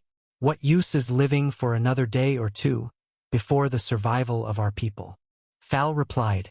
The others nodded, though they didn't say anything. They'd already made their minds up, and so had she. She approached Do. He was helping Sol and Percy to plant those green mushrooms of theirs on the last wyvern.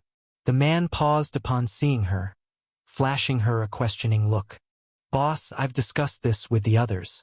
We think we should camp here for a day or two. Do raised an eyebrow. Ray, I know you're all tired. Everyone is, but we can't do that. The blood will attract more beasts, and we no longer have enough men to defend the camp. We need to keep moving. She shook her head. Sol had also stopped tending to the mushrooms at some point, her attention now glued to her. That's what we're counting on. If Sol relies solely on the green carcasses, it'll be a couple of weeks before she gets her new core. We'll all get wiped out by then. What if we take a stand today and plant the mushrooms on whatever yellow beasts we attract? Do's eyes widened, but it was Sol who protested. We'll get slaughtered. How is that better than waiting 2 weeks? Ray chuckled. Prioritize your safety. You and the captain need to survive at any cost. If Lat and Sick make it too, that's a bonus. The rest of us are disposable. Throw us at the monsters if you must. Plant mushrooms on our corpses too, if you think it'll make a difference.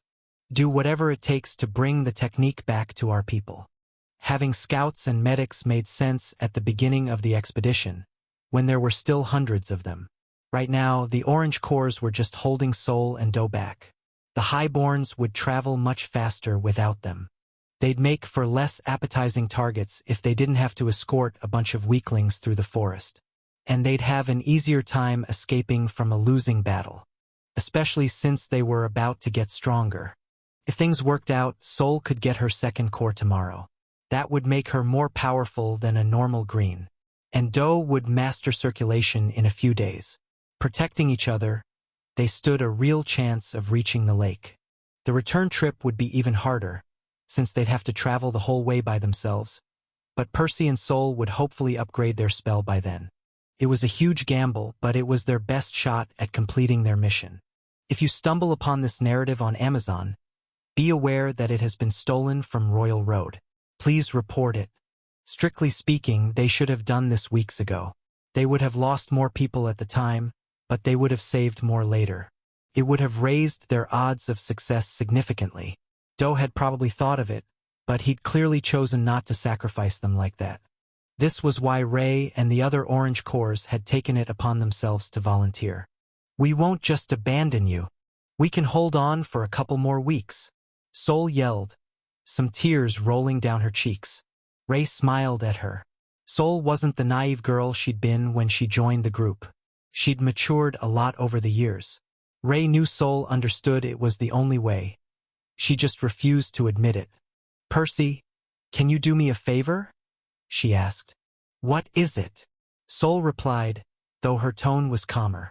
Nobody will blame you if it all fails in the end. You've already done plenty for us. But if it comes to that, make sure you get out of here. As long as you exist, our memory will live on, inside your soul. Never forget that. He nodded. Do didn't say anything either, tacitly agreeing with her plan. Even Sol remained silent, finally accepting this was the only way.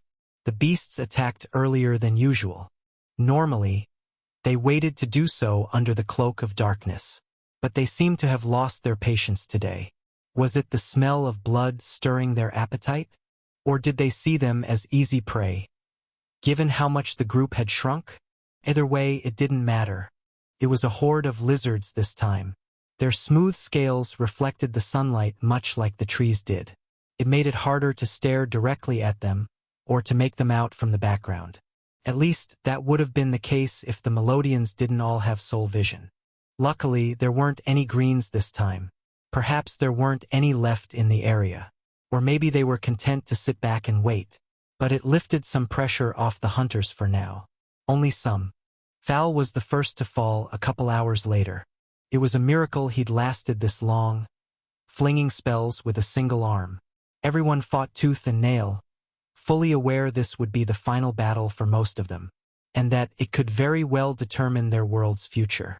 Sol and Do slaughtered dozens of creatures, unleashing their terrifying spells all over the battlefield like a pair of grim reapers.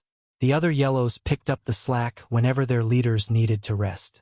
The other Orange Corps simply tried to survive as long as possible to keep some pressure off the Highborns. But not Ray. Technically, she could fight. It would have been strange if she couldn't after all this time. But she was probably the weakest in the group. Instead, she'd taken it upon herself to drag the carcasses behind the front line, to prevent the other lizards from snatching them up.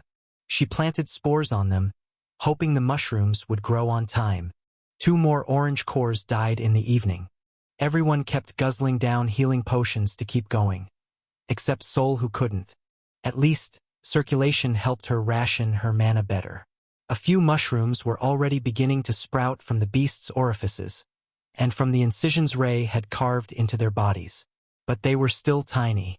They'd need several more hours to mature. Will we even last that long? Counting the carcasses, Ray figured they'd killed around 60 or 70 yellow lizards already. Unfortunately, yellow beasts were much smaller than the greens. The mushrooms didn't just grow more slowly on their bodies. Each carcass produced much fewer of them too. They'd killed hundreds of orange beasts too, but those were useless. It would be several days until any mushrooms bloomed on them, so Ray didn't even bother planting any. According to their earlier estimates, they'd need at least 100 yellow carcasses to hit their quota. Only then would the one-day timer truly start ticking. By midnight, all the other orange hunters were dead, leaving only 5 people in the group. Do, Sol, the 2 yellows, and Ray. Do and Sol couldn't fight side by side anymore. They took turns, covering for each other as they rested for a few minutes. Meanwhile, the yellows protected Ray, helping her tend to the carcasses. There was a veritable mountain of them behind her, which the surviving lizards were now eyeing with unconcealed hunger. It would have been impossible for her to guard it by herself. The good news was that the lizards' numbers had dropped greatly. They'd already amassed enough carcasses, so it was just a question of buying time now.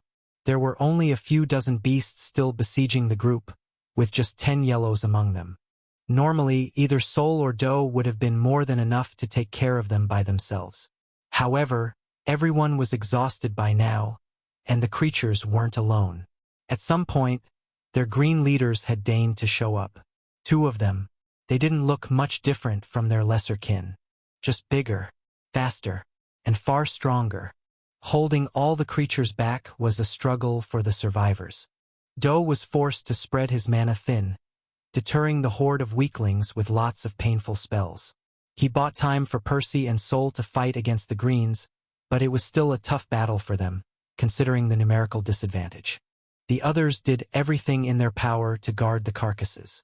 If they got stolen, it would have all been for nothing. It took an hour for the first of the green lizards to fall under their sickles. By then, 6 more of the yellow creatures had joined it too, along with most of the oranges. Unfortunately, one of them managed to rip 6's throat out with its dying breath. None of the survivors shed a tear though, not because they didn't care about their dead comrade, any of their dead comrades, but because they'd long run out of tears. They were too tired to mourn, and loss had become a constant in their lives for a while now. The sun rose. Finally, the second green fell, the rest of the monsters soon following it. No more creatures attacked either, at least not immediately. This part of the forest must have been the lizards' territory, so it should be a while until the neighboring packs noticed their absence. Plopping down weakly, Ray breathed heavily. Her hand pressed against the deep gash on her abdomen. She was experienced enough to tell this was it for her. Chapter 330. Offer. Percy watched Ray as she sifted through the empty vials in her pockets, her trembling hand probably searching for a healing potion. It didn't seem like she had any left. "Here you go," he said, startling her. She clearly hadn't noticed him approach. Summoning 2 from his storage, he extended his hand. But she seemed hesitant to take them. "They won't be enough anyway. My liver is severely damaged." "They will be if you drink more of them," he replied, bringing out another 2. "I still have a few left." Ray bit her lip. She was clearly tempted to accept them. If her pained expression was anything to go by, her wound hurt a lot. Still, she shook her head in the end. "Keep them. Sol will be able to use them after her new core is ready. You might need them later." Ray rested her head on the pile of carcasses behind her. The scaly hides of the yellow lizards had to be rough, and the stench of blood and excrement was nauseating. But Percy didn't fault her for not caring about any of that. The muddy ground didn't look like a better place for her to die. "Why are you giving up?" Sol suddenly asked, taking back control of her body. "You've made it this far. We can bring you along. Like I said, there's nothing more I can do to help.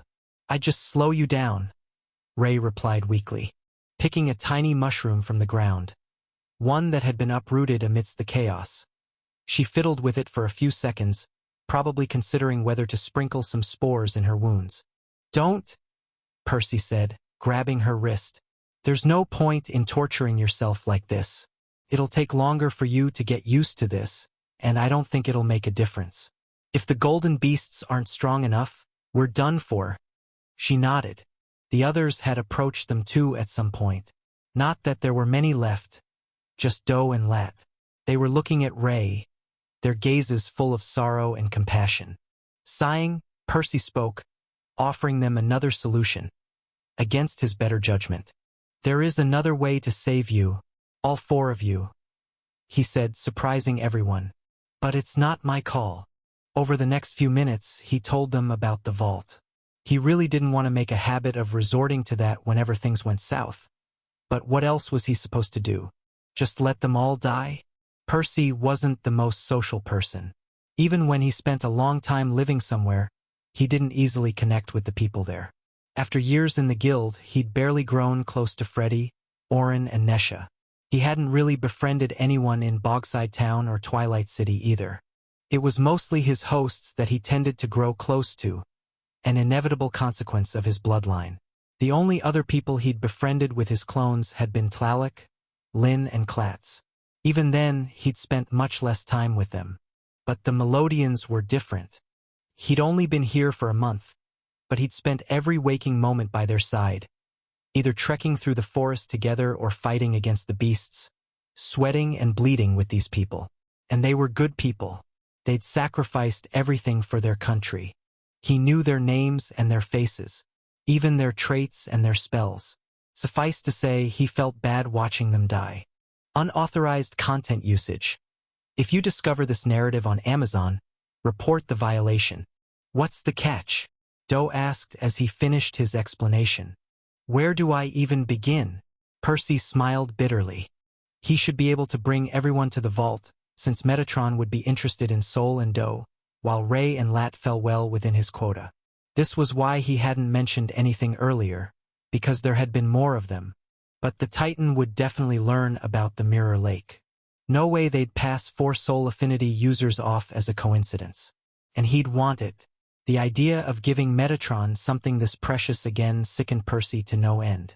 We'll have to make a deal with him. He gets the Mirror Lake in exchange for your people's safety. The good news is that he's honored every deal we've ever made so far, so you can at least trust his word. Other than the elemental source, Melodia didn't really have anything else of value. They didn't even have any advancement resources.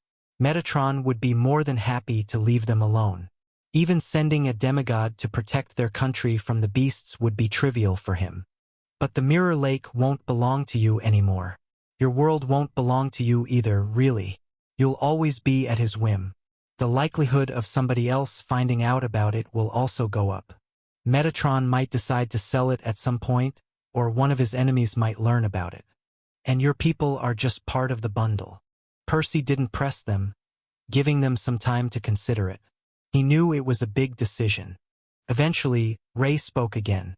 She wasn't the leader of the expedition, but she was the one whose life was currently hanging by a thread. So everyone was more than keen to listen to what she had to say. I joined the expedition for our people.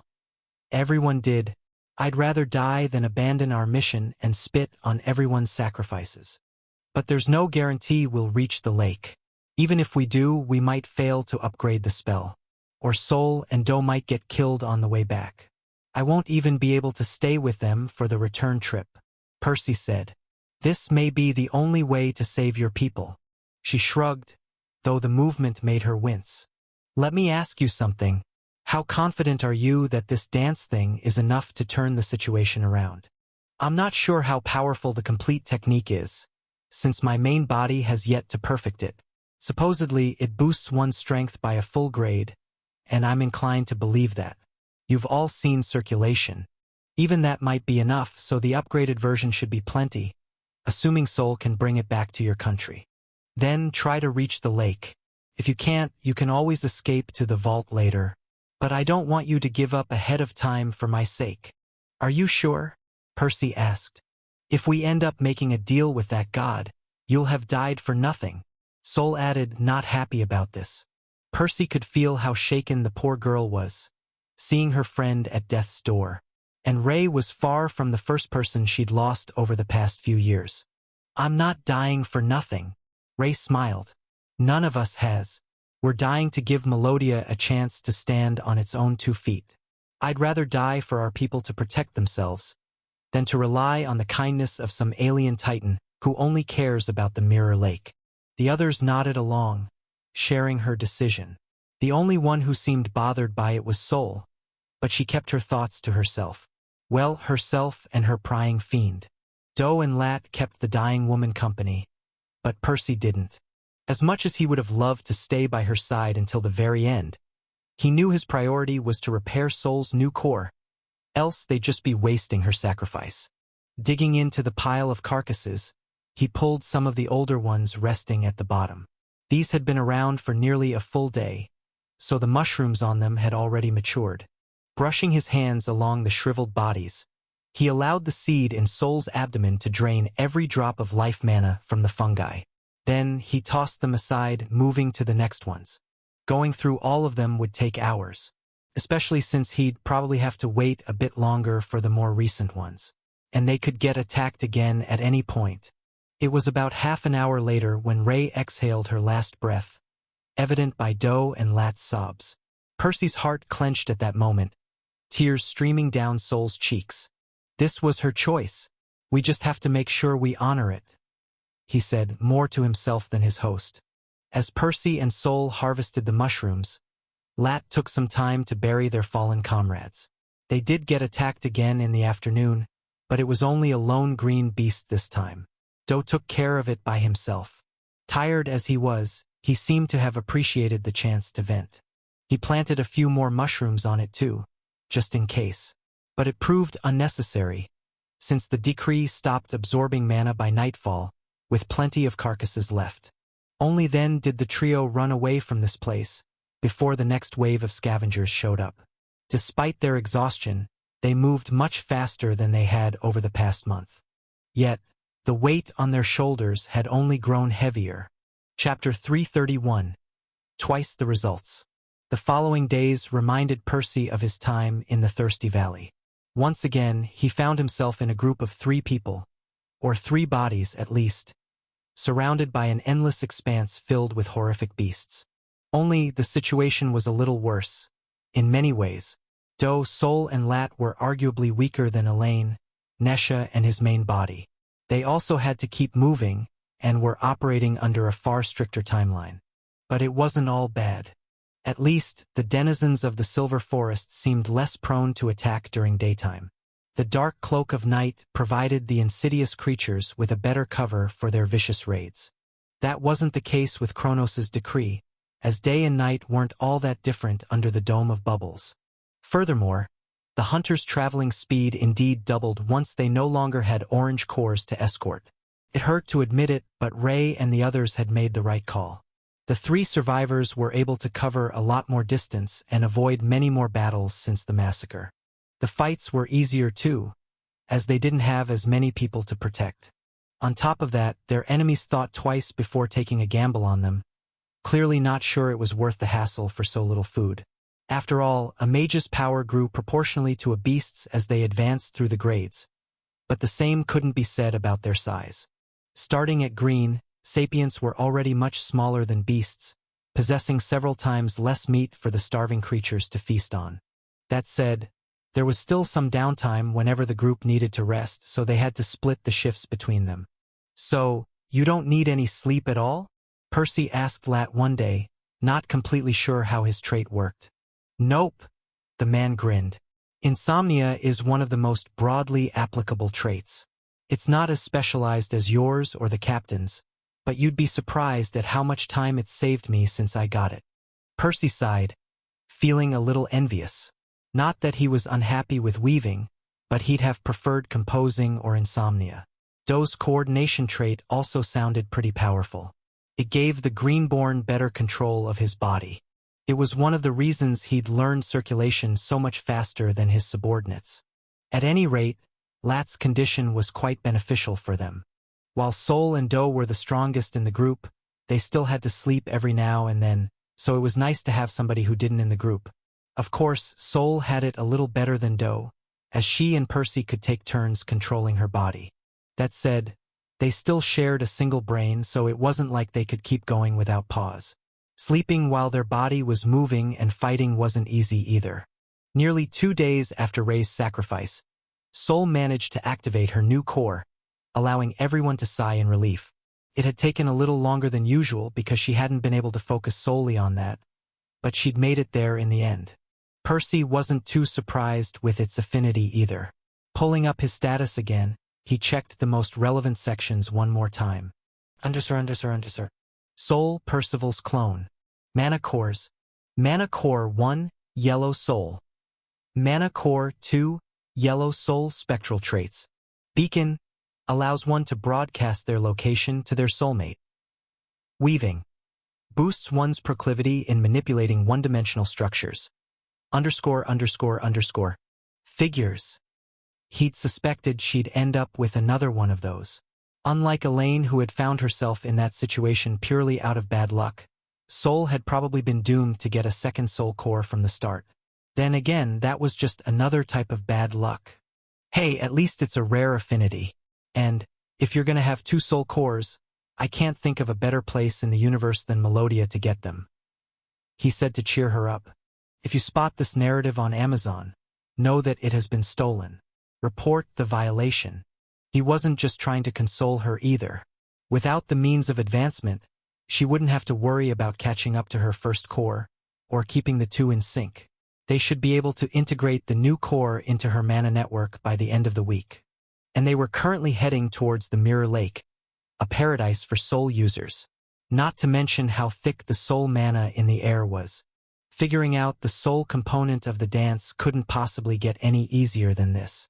Another thing he'd noticed in his status was that both of their spectral traits were listed. Each person could only absorb a single fiend in their soul, but they had two souls, didn't they? Apparently, they could even use each other's traits. Not that either of them was very useful at the moment, but it was nice to have the option. In any case, soul strength shot through the roof due to the passive benefits of her new core. And she received another minor boost a few days later, once she could use it in battle. The pattern of her boosting art had changed a lot, the silver lines now forming two maelstrom on her skin. One was centered around her sternum, while the second spun around her abdomen. Percy was a little surprised by this. Elaine's pattern hadn't changed as much when she added the new core to the network, but they hadn't had to put much effort into adjusting it either, as the soul mana seemed to settle into the new configuration by itself. This, coupled with Ray and Soul's lessons about souls, gave him some ideas on how he could perfect the final step of the dance, but nothing concrete yet. Hopefully the Mirror Lake will help everything click. Better still, Do managed to activate circulation not long after, allowing the trio to move even faster. Lat was the only one who hadn't made much progress. If they were being honest with themselves, the guy was beginning to bog them as much as the orange cores had done. And he seemed to understand that too, as he offered to stay behind multiple times. But they wouldn't hear it. They'd had to sacrifice the others out of necessity. They wouldn't do that a second time unless they ran out of options again. And things weren't that dire yet, as their new power-ups allowed them to make quick work of whatever beasts were dumb enough to attack. Another week passed. The trio hadn't reached the elemental source yet, but they were getting closer. They could tell, because the lake's influence was already noticeable. After all, it was a supreme treasure capable of affecting an entire planet, so it wasn't that strange its presence spread hundreds of miles away. "There's so much soul mana," Soul exclaimed. She was sitting cross-legged at the base of a tree with her eyes closed. She was taking deep breaths, working alongside Percy on their boosting art. The silver whirlpools were constantly shifting along their skin, making it extremely difficult for him to maintain them. At least, the ambient mana couldn't have been easier to absorb. By the time it entered their body, Percy had already converted most of it to soul mana. Soul didn't have to put much effort on her end. "Focus," he said. "It won't be this easy once you return to your country." The incomplete dance had already surpassed circulation, but only because they were cheating. They wouldn't always have each other, or the Mirror Lake to help them. They had to perfect it before he left Melodia. "There's a green bird looking at us from above," Lat suddenly said. It was the middle of the day, yet they still needed somebody to keep watch. It didn't happen as often, but sometimes the beasts attacked them when they least expected it. According to Do, things would continue to worsen over the next few years. The beast tide would escalate as the creatures exhausted what little food they had left.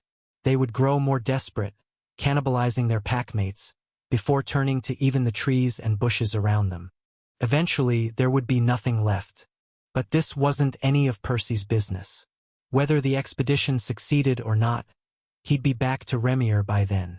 Dealing with the problem would be up to Soul and her people. Shifting his attention back to the present moment, he looked up, soon spotting the creature. It resembled an oversized eagle, but its body was translucent, reminding him of Gabe. It allowed the bright sunlight to pass right through it, causing him to squint. He groaned. Even after all this time, he despised fighting during the day. He had yet to get used to the extreme brightness of the forest like the natives. Taking down an airborne opponent would be even worse. "You should handle this one," Soul suggested.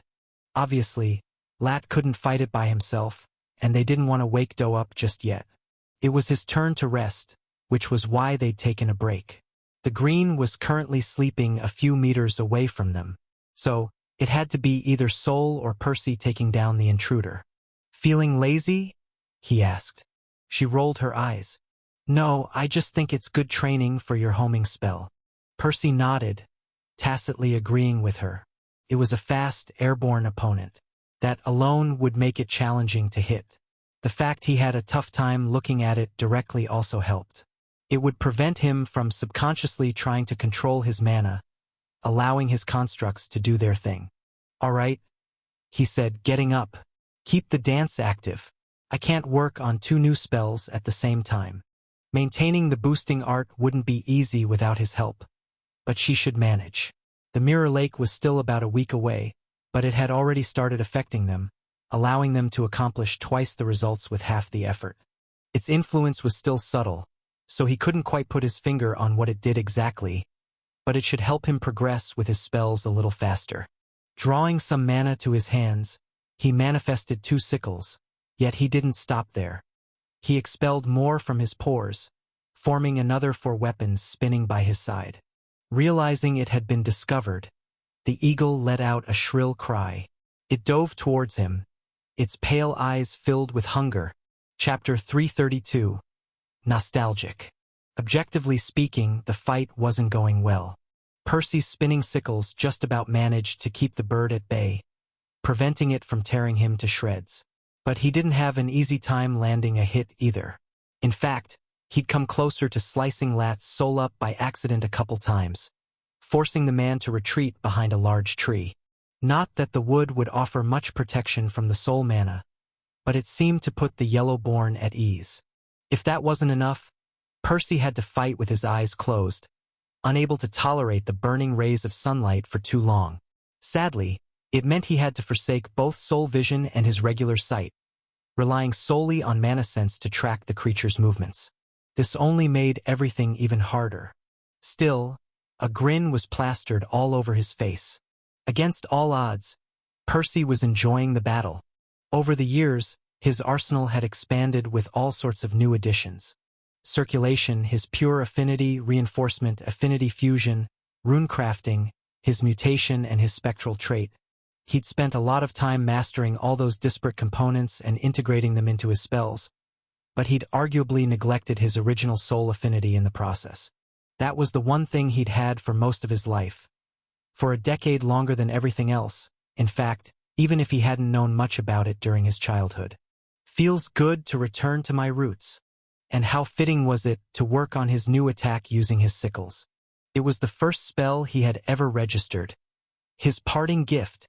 He'd stopped using it with his main body after upgrading it to the Soul Harvester. The reinforced scythes were stronger and far more lethal than the flimsy weapons he'd hunted the wasps with. But his old spell still held a special place in his heart. From the days he shot orb after orb of soul mana through that oak tree in the garden, to his experiments to shape it into knives by Baldy's side, to that fateful dagger he'd planted in Mixcoatl's soul, all the way to the curved blades he'd developed to fight the starry workers. In fact, this whole trip to Melodia was quite nostalgic.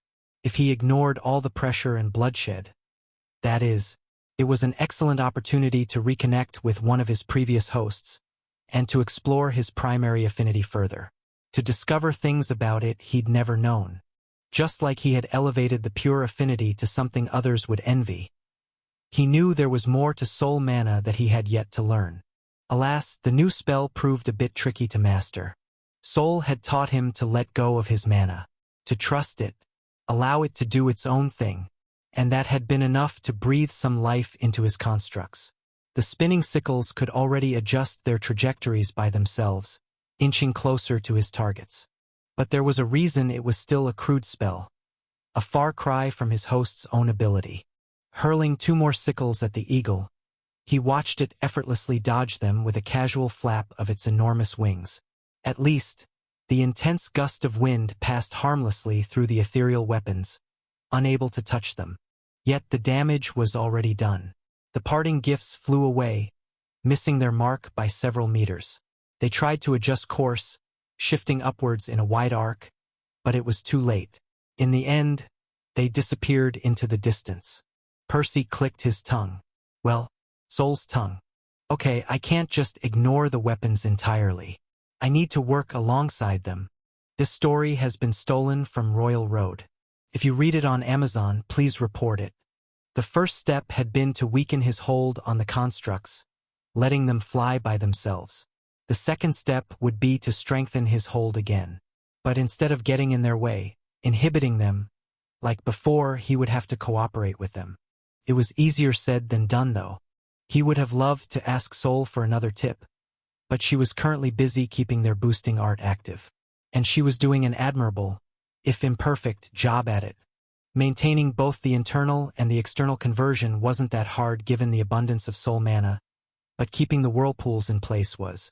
Whenever he drew too much mana from their channels, he threw everything out of whack, causing her control to waver and the spell to weaken. It never took her more than a couple seconds to restore it, though it didn't look like she had the spare time to help him with his homing attacks. He shrugged. Well, whatever. I'm the veteran mage here. I shouldn't be relying on a kid to spoon-feed me. Shifting his attention back to the beast, he noticed it was starting to grow irritated. It seemed to finally realize it wasn't going to get its meal today, looking at him cautiously from afar. Was it going to fly away? No, you don't. Percy spat. He hurled 4 more sickles at it, trying to cut its escape paths off. At the same time, he manifested 4 more, before launching them too. If he couldn't beat the creature with precision alone, he'd throw some quantity into the mix. At first, the 8 constructs were spaced apart by dozens of meters, but the gaps shrunk as they closed into the eagle, approaching it from every direction. Sadly, there was still plenty of space for it to slip through. Escaping the death trap, it appeared to hesitate for a moment. Truth be told, if it wanted to leave, Percy wouldn't be able to hold it. But its eyes glinted with greed as its gaze landed on him once more. He'd used a lot of mana to form so many constructs at once, messing with Soul's work. The silver lines on their skin faded in and out, threatening to disappear entirely. What the hell are you doing? She chided him. Baiting it, he replied. It was risky, but it had worked, judging from its expression. It was already diving down for another attempt, thinking it stood a chance. Forming 2 more sickles in his hands, Percy held his ground, threatening to hit back. But the bird wasn't that dumb, apparently. Turning away at the last second, it flew towards the sleeping doe instead, thinking he was an easy target. A big mistake. The man rolled out of the way at the last second, the commotion having long woken him up. The eagle would have realized too if it had soul vision. The greenborn shot a chunk of soul mana into the beast, rattling the silver flame burning inside its frame. He took care not to injure it severely, however, probably realizing Percy still needed his practice dummy. Hurt and disoriented, the bird crashed awkwardly into a tree, smashing the trunk into a rain of splinters. Percy could have easily finished it if he wanted, but that would defeat the purpose of this exercise. Instead, he waited for it to take off, putting some distance between them. The bird did try to escape again, but that ship had long sailed. It had a tougher time flying now, making it easier for Percy to box it in. On top of that, Doe and Lat finally decided to pitch in, preventing the creature from leaving. Okay, I'm starting to feel a little bad for the poor thing, Percy thought, looking at the injustice painting the bird's expression. He sighed. It's not like he wanted to kill it. If it was alive by the time he finished training, he'd let it go. He doubted it would dare attack them again. Between his 2 yellow cores, the boosting art that Soul laboriously tended to, and an environment rich in soul mana, Percy had all the fuel he needed to test his spell to his heart's content. Not to mention the perfect moving target, a most excellent whetstone to hone his aim. Thus, he kept at it for hours, hurling sickle after sickle at the creature, improving his control ever so slightly with each attempt. His companions didn't stop him either. Protecting themselves wasn't as difficult after their recent upgrades, and they knew it would serve them well if he and Soul grew even stronger. In the end, they were forced to let the beast go by nightfall, once a separate pack of yellow beasts attacked them. The bird was more than happy to receive its pardon, though it didn't miss the chance to snatch one of the carcasses on the way out, as payment for its trouble. Unfortunately, Percy's status hadn't registered the upgrade yet. But that was not to say he hadn't improved. He was already able to manage multiple sickles at once, and his control was rapidly approaching souls. He could tell their work with the dance was also nearing a turning point. I've no idea how potent the lake's effect is from up close, but it should be enough. Just a few more days. Chapter 333, Swarm. The hunters had expected some changes in their surroundings as they neared the Mirror Lake. It was the most mana-rich location on the entire planet, and that led to a cascade of additional consequences. The plant life in the surrounding area flourished, growing to downright titanic sizes. While they were still a couple days away, Percy noticed the trees were already twice as tall as before, their trunks as wide as small huts. Even their crowns were larger, their canopies almost blanketing the sky above their heads, offering some respite from the intense sunlight. The scorching rays still managed to pierce through the gaps between the branches, reflected countless times against the smooth surfaces before reaching the ground. But the sight wasn't as insufferable as before. The bushes were more frequent and intrusive too, their dense foliage beginning to obstruct the group's movement, slowing their traveling pace. It forced them to triple their caution, as it made it harder to protect themselves from an ambush predator. Everyone understood the following days wouldn't be a picnic. There would be beasts at their destination. Many of them, yellows and greens, maybe even large packs, all fighting for territory. This was easily the most contested region on Melodia, especially nearing the peak of the beast tide. It was why their people couldn't establish a permanent presence in this place. Suffice to say, they had prepared themselves for the brutal onslaught of monsters. They would have to fight every single day they remained there, struggling to carve out a sliver of space for themselves, to perfect their spells and grow strong enough to save their people.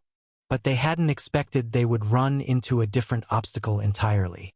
"What the hell is going on?" Percy asked. He helped Sol push the dance to its limits, shielding their body from the silver blizzard trying to rip their soul apart. It was impossible to see more than a couple meters ahead. All their senses were clogged, both mundane and magical, mana sense and soul vision included. "Spectral fiends," Doe exclaimed. The Greenborn expelled some of his own mana too, protecting himself and Lat from the creatures. "Fiends? Down here? You mean, they actually descend to the surface?"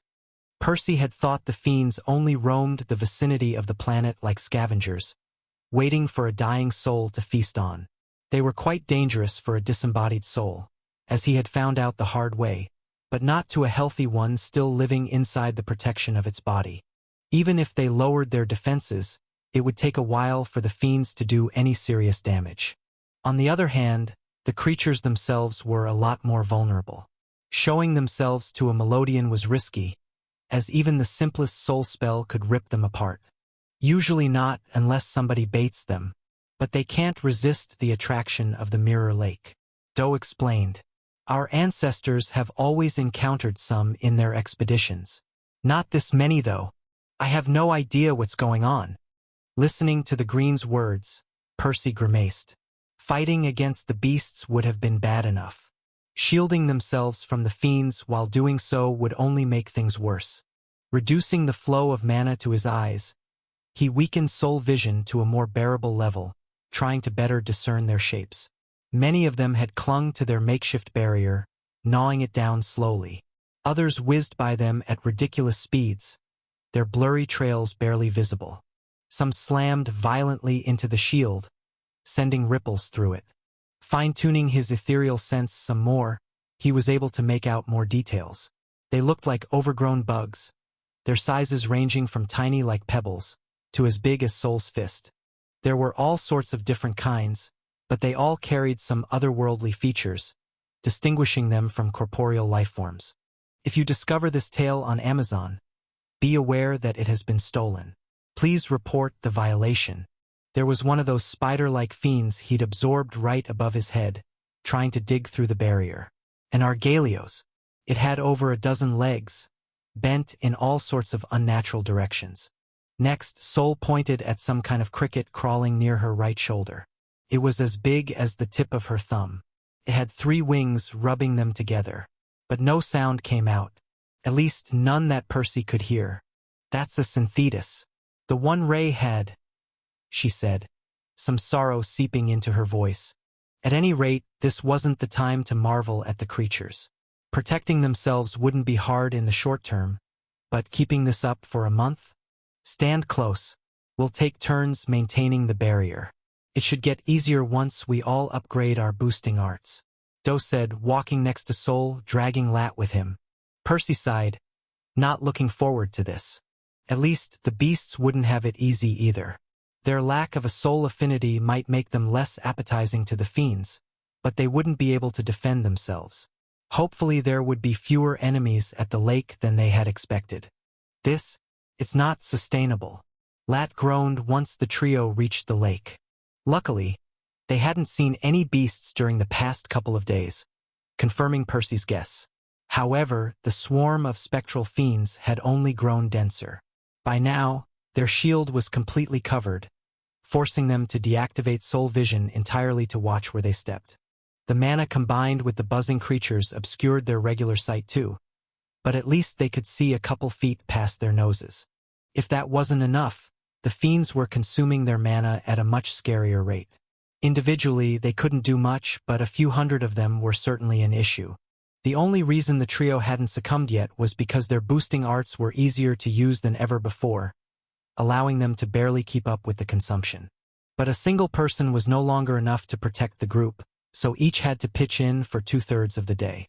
Suffice to say, they'd struggle to make it to the end of the week, let alone the month. "Let me try something," Percy said, sitting down.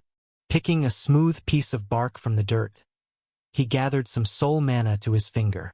Next, he poured the mana into the mirror-like surface, drawing an intricate rune. Of course, soul mana couldn't normally interact with physical objects, but these trees had grown next to the mirror lake, soaking in its waters all year round, constantly breathing the air rich in soul mana. He was willing to bet their wood could absorb at least some of his mana. And he was right. It didn't take him long to carve the controlled heat enchantment into the bark. Percy had studied those mainly for his cauldron, so he'd selected a variant that would work with pure mana. He hadn't checked if this particular type would activate with soul mana alone, or what its effect might be. As soon as he was done, he poured some more mana into it. Sure enough, it seemed to do something. The object still felt cool to his touch, but the fiends around it dispersed, clearly finding whatever it did unpleasant.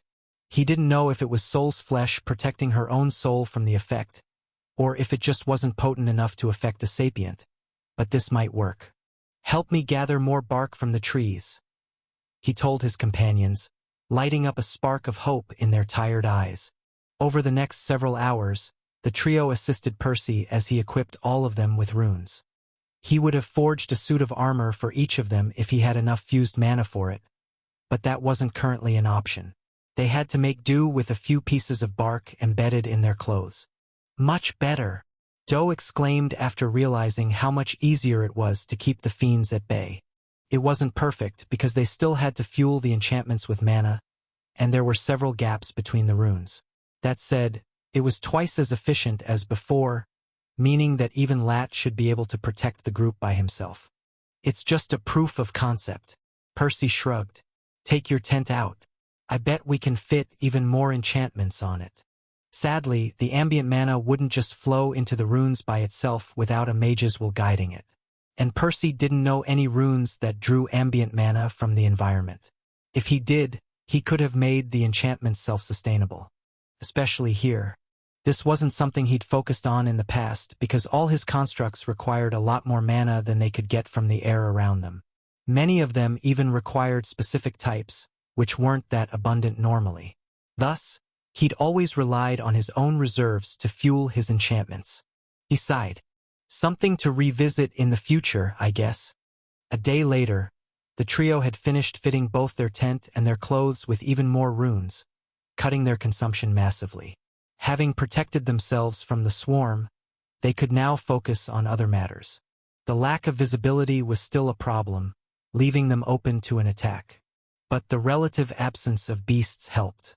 They were sure there were plenty still around, but their senses should also be affected by the fiends, which worked in their favor. Having dealt with the most pressing issues, the trio was finally free to explore the area some more, and to begin their training. Chapter 334. Mirror Lake. According to Doe, the lake stretched for hundreds of miles, making it even larger than the Thirsty Valley. Should be called the Mirror Sea, really. It was impossible to see the other end of its tranquil waters even after climbing the colossal trees in its vicinity. Percy would have loved to try anyway to get a better look at it. It wasn't every day a mortal got a chance to visit an elemental source, and of their own affinity, no less. Sadly, that wasn't possible.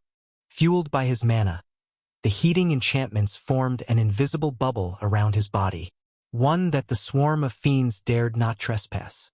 This allowed him to relax a little at last, after the long and arduous journey. But it didn't do much to improve visibility. Thus, he and his companions could only examine their immediate surroundings. The lush forest stopped a dozen meters from the shore, giving way to tall grass reaching all the way to their knees. The blades were smooth and silver like all the other plants he'd seen on Melodia, resembling shards of glass more so than leaves. The soil was soft and wet, their boots sinking an inch deep with every step. It transitioned sharply into mud the closer one moved to the water. As for the lake itself, well, it hadn't earned its name by accident. The surface was truly still as a mirror, reflecting the countless fiends whizzing soundlessly above it. The creatures didn't seem to disturb the waters in the slightest as they dove in and out. They hungrily devoured any mote of silver they could get their mandibles on. At first, Percy wasn't sure if it was due to their ethereal nature that they failed to interact with the fluid, but he received his answer soon enough. Even when the occasional leaf landed in the lake, it simply floated without the faintest ripple. Picking up a pebble, he tossed it in, watching it sink silently, without as much as a splash. What even is this? Is it divine mana? He'd long learned that a god's mana was dense like a liquid, allowing it to be stored even outside its owner's body for a prolonged period of time. This had been the case for the mind mana he'd absorbed to repair his second core, as well as the stored mana the vault provided him as per his deal with Metatron. Yet that didn't seem to be it. The lake did appear rich in soul mana in both his soul vision and mana sense, but not quite at the level of a deity. Various mortal colors ranging from red to yellow swirled chaotically in its waters, the lower ones more common. Soul appeared no less confused than him, clearly not as knowledgeable about this place as the others. It's just normal water. Feel free to drink it, Doe said. As if to demonstrate, he cupped some, bringing it to his lips. Once more, the action had failed to perturb the surface. Oddly enough, there was no mana left inside the water by the time he took a sip. Whatever cosmic miracle allowed the Mirror Lake to produce soul mana, it was tied to the place, not the substance. What a bummer, Percy sighed. He'd considered storing some in his seal to bring back home, but it didn't seem there was a point. Shrugging, he drank some too, feeling quite parched by now. The countless beasts they'd slain along the way had ensured their rations never came close to running out, but the trio had been more frugal with the water, since they couldn't replenish it as easily. It hadn't rained in weeks. Stolen novel. Please report. After quenching their thirst and washing some of the grime off their exhausted bodies, Percy turned to the others. All right, so how does this work? Are we supposed to train while swimming? Or do we just drink lots of water? Lat chuckled. Neither. Merely being here is enough. Practice your spells as you normally do. You should see an improvement before long. Percy nodded. Pushing the dance to its limits, he allowed his focus to sink into the ever-shifting whirlpools pumping mana into his soul. Granted, he and Soul had kept the technique active almost constantly over the past few days, but they devoted most of their attention to dealing with the spectral fiends. They hadn't had the mental capacity to spare on uncovering the spell's mysteries. Sure enough, it took less than an hour to notice a difference. This isn't anything like the Wiseman's dust. Upon learning about this place, he'd thought it would function in a similar way. But that didn't seem to be the case. Rather than opening his mind, providing him with endless inspiration, the Mirror Lake instead affected the behavior of the soul mana itself. Everything still happened in response to his own actions. The more he concentrated on the silver motes, the more they appeared to resonate with him. They grew lively, exhibiting a will of their own, apparently bestowed to them by this magical place. Initially, he felt it was counterproductive. The mana rebelled against him. It refused to stay in line, slowing down their progress instead of accelerating it. Of course, he and Sol could always just break their focus to restore the mana to its original state, so they didn't have to subject themselves to this. But wasn't the lake supposed to make training easier? The erratic behavior of his mana seemed to hinder them, more than anything. It was only a couple hours later he understood this was actually a good thing. The mana, I think it's revealing its nature to us. Normally, a mage had to spend countless years slowly uncovering the unique properties of their affinity. In many cases, they never did. Most pure users in the universe seemed oblivious to the fact they could crystallize their mana, and most beasts had no idea they could supercharge their passive circulation to strengthen themselves. The only way to cheat was to ask somebody more experienced to share their insight. Percy had received a lot of help from the Melodians in that regard, but Sol and Mi's lessons were still limited to certain topics. It was another thing entirely for the mana itself to actively assist him in mastering a complex spell. Now, they just had to figure out what it was trying to tell them. Is it me? Or are the whirlpools fighting against us? Sol suddenly asked. Percy creased his brow. It was true. The ever-spinning maelstrom forced them to constantly move the silver ribbons along their skin, trying to keep the technique going. They'd improved at this over the past few weeks, but the lake further complicated things. The more they focused on the mana, the more it resisted, struggling to drift away. Bending and twisting, the silver flows collided with one another, throwing their control off. No matter how hard Percy and Sol fought to separate them, they kept getting entangled, forming chaotic structures that resembled balls of yarn. The balls barely floated a couple seconds by their side before collapsing, depowering the spell to good old circulation. You're right. Maybe we should just let it do whatever it wants. He nodded. She was the one who'd taught him to listen to his mana, after all, and there was no better place to do that than here. Over the next several hours, the two kept at it, trying to understand what the mana was trying to do. Once they stopped holding it back, the yarn balls started to last a little longer before dissipating. They absorbed the ambient mana even faster, growing from the size of cherries to about as big as tangerines, swirling rapidly. Yet, there was clearly something missing. The yarn balls were no longer attached to Sol's body, so the mana had nowhere to go. The constructs weren't stable either. The bigger they got, the harder it was for Percy and Sol to maintain them. Well, it feels more natural than the whirlpools, at least, but we still need to absorb the mana somehow. The technique wouldn't be complete until the internal and external flows linked seamlessly with one another. He and his host weren't the only ones training. Lat was trying to get a grasp on circulation. His channels were already tempered, and he knew the pattern for it, so it was just a question of putting everything together. Meanwhile, Do had started working on the dance too, though it would be a while until he even reached Percy's level, let alone surpassed him. Still, they all intended to stay here as long as possible, unwilling to waste the precious chance their fallen comrades had bought for them with their lives. Days passed. Before long, the first week was over. The group continued to improve rapidly, several times faster than they had on the way here.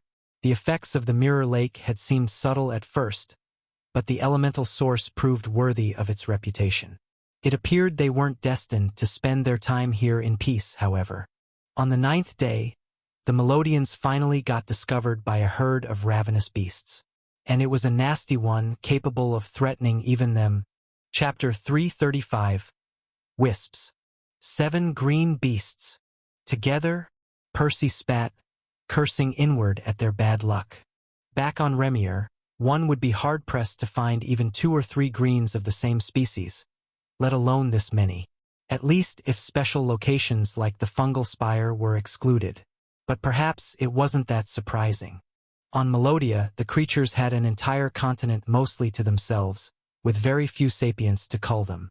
Furthermore, this was close to the height of the beast tide. Not to mention that the Mirror Lake was supposed to be the very epicenter of the disaster. If anything, Percy should probably be glad they'd lasted this long without a fight. What even are these things? He asked his host. The hulking abominations resembled sheep somewhat, though they didn't have any horns. They were as big as elephants, a standard feature of their grade.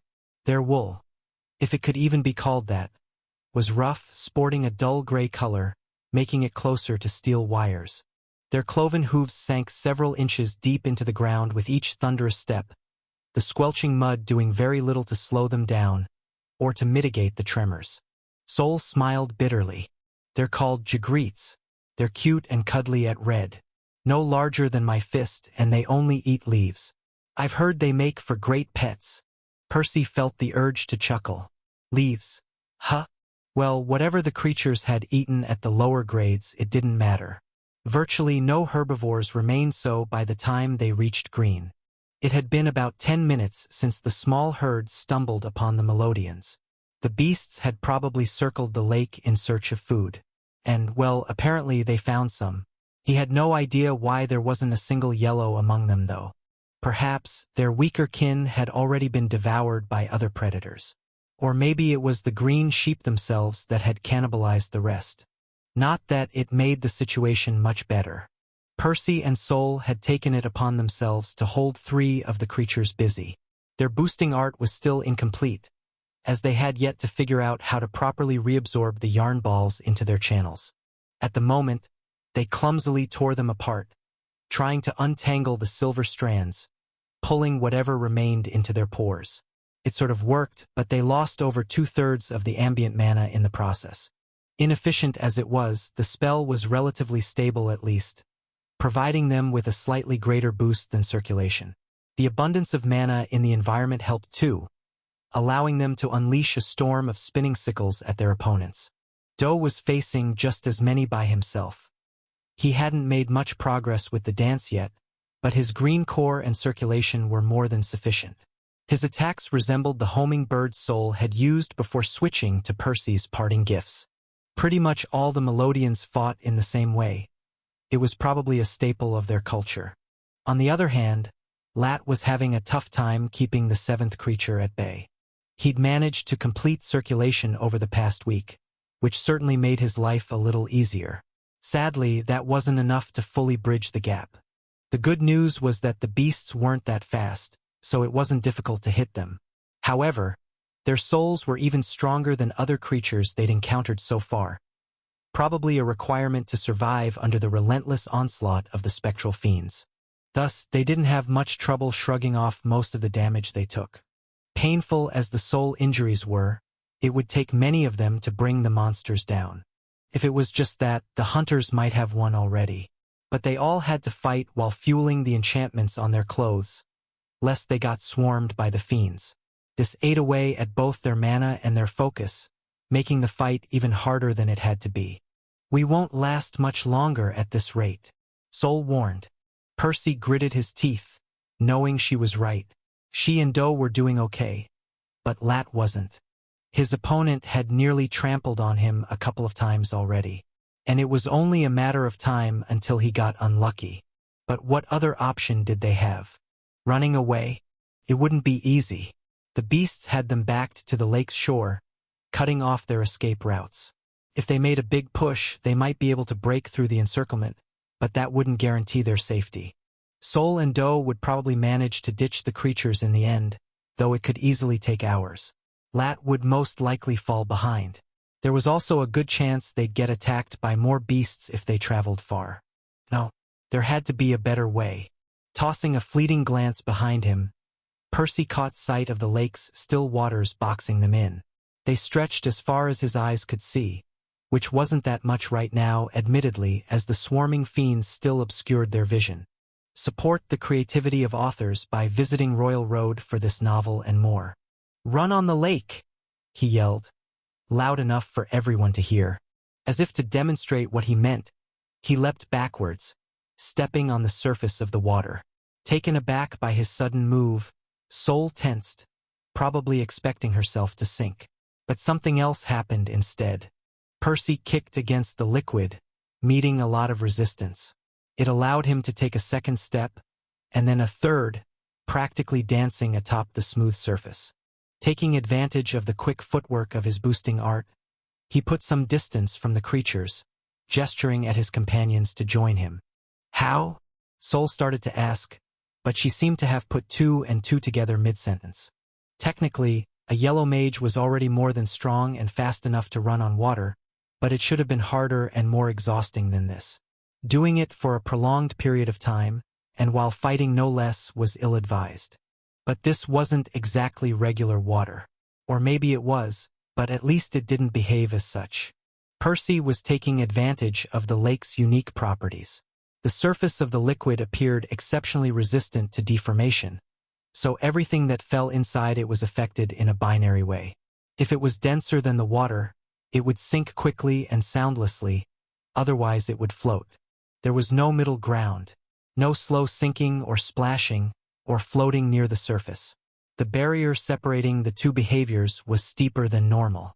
As long as one moved fast enough, the lake would act as a solid, not sapping their strength as much. The others soon joined him, leaving their pursuers behind. Of course, the beasts still followed them, clearly unwilling to let their food escape. But things weren't as easy for them. They were both slower and countless times heavier, so they instantly sank to the bottom of the lake. It wasn't that deep, barely reaching their knees, but the resistance bogged them down massively. The Mirror Lake's properties had the exact opposite effect on the monsters, as the water simply refused to part before them.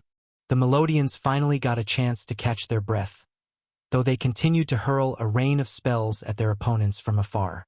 Whatever happens, don't stop moving, Percy warned. If any of them paused for even a moment, they'd sink, and it would be much harder for them to climb up again. Suffice to say, they could easily get surrounded by the beasts at that point. The others nodded, unleashing their magic against the creatures. Percy could feel Soul's muscles burn and her bones creak as she hopped along the water. Their reserves dropped at a scary rate, their boosting art failing to keep up with their consumption. But they didn't let up. If anything, they intensified their offensive, throwing dozens of sickles at the Jagreets, harassing them from every direction. They knew they didn't have long, as their newfound advantage was fleeting. They didn't dare run deeper into the lake, as there might be aquatic horrors waiting for them there. Even this far in was a risk they would have rather not taken. Worse still, Lat was losing mana and stamina even faster than they were. The guy looked like he'd fall in the water any second now. "Come on!" Soul exclaimed, clearly unwilling to let another of her comrades die. Percy felt her fear as their racing heart skipped more than a couple beats. Her pain, as every inch of their body and soul burned. Her resolve too, as the weapons grew sharper under her command, their attacks more vicious. And honestly, he shared those feelings. They hadn't been strong enough to bring Ray and the others to the lake, but he'd be damned if he allowed one more teammate to fall. "Go eat something else, you bastards," he spat, landing a brutal strike on a beast's face. It jerked its head back in agony, its eyes sporting a dazed look. The way things were going, it appeared the first casualty was only seconds away.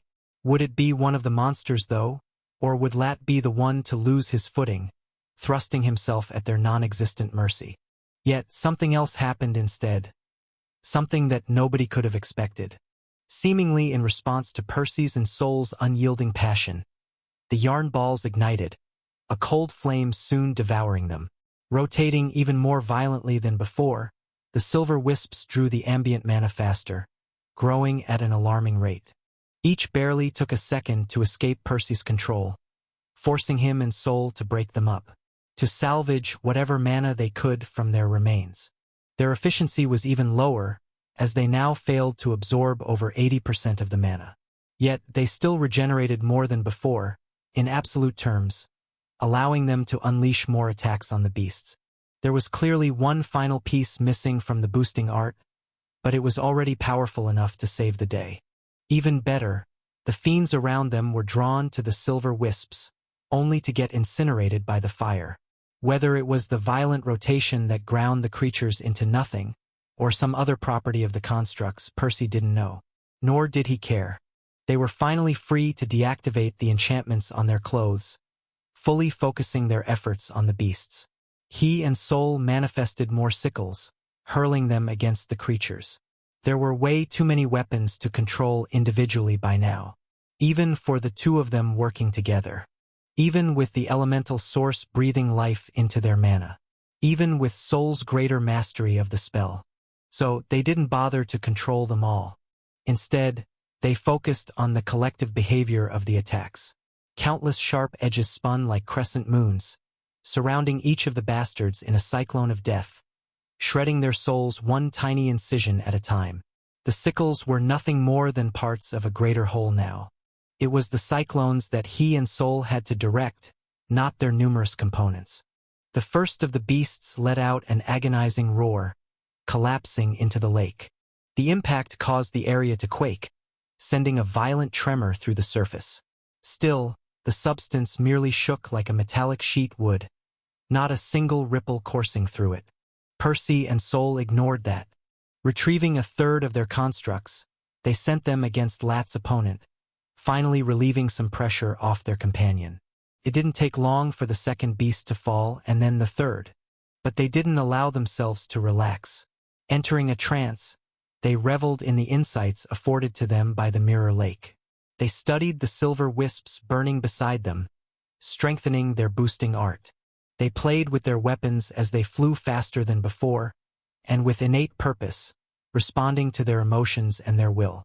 Once the last of the creatures drew its final breath, Percy's status announced the first of the looming upgrades. Congratulations! Your spell has evolved. Living weapons. Crude-Vengeful weapons? Refined. Chapter 336. Chaotic Battle. Percy was more than happy with his new refined spell. There was still some room for improvement, but he doubted it would register another upgrade during his stay on Melodia. It wouldn't be until he merged it with his replicating Soul Harvester back home that he expected it to hit masterful. In any case, neither he nor his companions got much time to relax, their fight against the Jagreets only marking the beginning of their trouble. It wasn't an accident the trio had avoided fighting during their first week by the lake. They'd remained silent, trying not to draw much attention, taking advantage of the swarm of spectral fiends cloaking the whole area. Sadly, their peaceful days were already over. The infuriated roars and the pained cries of the elephant-sized sheep had raised quite the commotion. It wasn't long until a second pack of beasts attacked, and another after that. Luckily, few packs truly posed a threat by themselves. Most of them barely contained a handful of greens and a couple dozen yellows. The Melodians had already grown powerful enough to fend them off without issue. The problem was that the invading beasts never stopped coming. The hunters were forced to take turns to keep them at bay. When their numbers grew too much to resist, they had to leave. Unfortunately, they didn't have many places to go. They still didn't want to delve deeper into the lake. It was supposedly shallow from end to end, but they all understood how disadvantaged they'd be against the aquatic denizens living closer to its center. They couldn't exactly travel away from the elemental source either, otherwise they'd lose access to its beneficial effects, which Percy and Soul very much still needed to perfect their boosting art. Thus, their only options were to hold their ground or to circle along the coast, much like the Jagreets themselves had done. Like that, a couple more weeks passed. Percy had already been on Melodia for more than 2.5 months, while the hunters had been on their expedition for longer still. The good news was that the trip had borne fruit for everyone involved. Doe and Lat had yet to make much progress with the dance, and even Soul and Percy were still stuck at the final step, having no clue how they were meant to efficiently absorb the silver flames into their soul. However, they all had more spells to work on besides their boosting art. Percy and Soul had honed their vengeful weapons spell even further, slaughtering hordes upon hordes of beasts in the process. The others also practiced with their attacks, enhancing their accuracy and lethality in a similar manner. Everyone got more accustomed to fighting in the area too, getting used to peering through the mist of fiends surrounding them. The creatures still obscured most of their senses, but there were cues they could pick up on that allowed them to keep track of their opponent's movements from a greater distance. Even Percy learned a thing or two that he could bring back home, despite already having access to his mutated eyes and greater foresight with his main body. Would this be enough? Any of it? Would he be able to defeat Acton and rescue his familiar? Would Soul and the others make it home without him? He didn't know. None of them did. But their chances had never been better. Besides, they didn't have a choice but to do their best and hope they succeeded, as the time of his departure was swiftly approaching. By now, several years must have passed inside the Thirsty Valley, and it was possible his estimates were a little off, so he didn't want to cut it too close. He'd have to leave around a week from now at the latest, dance or no dance. The Melodians might be able to stay at the lake a little longer than that, but they'd have to go at some point too, before the area got even more crowded. It sucked that he might fail to perfect his boosting art in the end, but maybe he'd figure the final step out once he rejoined his main body. After all, the guy was also working on precisely that, most likely. He might not have an elemental source to help him, but he'd been at it for even longer, and he should be close to his advancement too, which should make things easier. That said, Percy didn't have the time today to ruminate about his future plans. The group got attacked again, and it was a rather nasty pack once more. The first to pressure them this much since the Jagreets. The creatures resembled jackals, though their saliva sizzled whenever a droplet landed on the ground. Curiously, there wasn't a single green leading them, but that didn't make them any less dangerous. There were hundreds of them in the pack, more than even the group that had killed Ray and the others. Sol and her two remaining teammates had grown a lot stronger since then, but also more tired, and the environment didn't exactly work in their favor either. Thus, for the first time in 2 weeks, the group was forced to escape to the lake once more, hoping its treacherous waters would bog their pursuers down. Stolen novel. Please report. No such luck. Unlike the Jagreets, the jackals appeared both light and nimble enough to skid along the surface, not slowing down in the slightest. Gritting their teeth, the Melodians ran deeper into the lake, against their better judgment, while flinging spell after spell at the creatures, doing everything they could to thin their numbers. Dozens fell, but more kept coming. If there was an end to the horde, it was too far for Percy and the others to make out with their limited vision. They kept delving deeper and deeper, soon losing track of where the shore was. Even. Well, okay. It was a lake, so the shore was technically in every direction, but still several hours away in most of them. Yet, their priority right now was to not get surrounded by the beasts. If they did, holding them at bay would only grow harder. I think there aren't many left. Lat spat amidst pants at some point, taking another 2 jackals out with a couple of well-placed shots. The man had lasted a lot longer than against the Jagreets, partly because he'd grown more accustomed to keeping circulation active, and partly because the merciless crucible of the lake had tempered everyone's endurance above all else. But he was still obviously close to his limits. Percy scanned the attackers, confirming his companion was right. The herd still stretched as far as the eye could see, but their ranks were a little scarcer than before. The creatures had clearly also grown tired. They might have an easier time skidding above the water than the elephant-sized sheep, but they were still heavier than the Melodians. Hungrier too. Perhaps Lat shouldn't have been so quick to jinx things though. Sol was about to bisect a jackal's soul. The foolish creature had been dumb, or impatient, enough to lunge at her, falling squarely in range of the sickles held tightly in her hands. That was when Percy intervened, having caught a shadow leaping at them by the corner of their eyes. He barely moved his host's torso an inch back, narrowly avoiding the eel-like creature darting just in front of their sternum like an arrow. Its long fangs still carved a shallow wound on Sol's right shoulder, before sinking into the jackal's throat. Clasping around the unsuspecting creature's neck, it dragged it beneath the surface in an instant. Percy couldn't tell if the 2 beasts were fighting beneath his feet, or if their battle had already ended. The mirror-like surface remained eerily still, undisturbed by the chaos, and unmarred by the jackal's blood. "Watch out, Bello!" He tried to warn the others, but he was a moment too late. Doe faced a similar situation. Right as he was about to finish 2 beasts, a second eel exploded in motion from right under him, shooting up like a treacherous spear. Luckily, the Greenborn's reflexes didn't betray him, allowing him to take out all 3 of the creatures with some expertly placed bolts of silver. Lat, however, wouldn't easily survive an ambush. He was already close to falling in the water, at which point there would be no saving him. And that was assuming he even managed to protect himself that long from the invaders. "Take care of things here," Percy told his host, giving her full control of their body.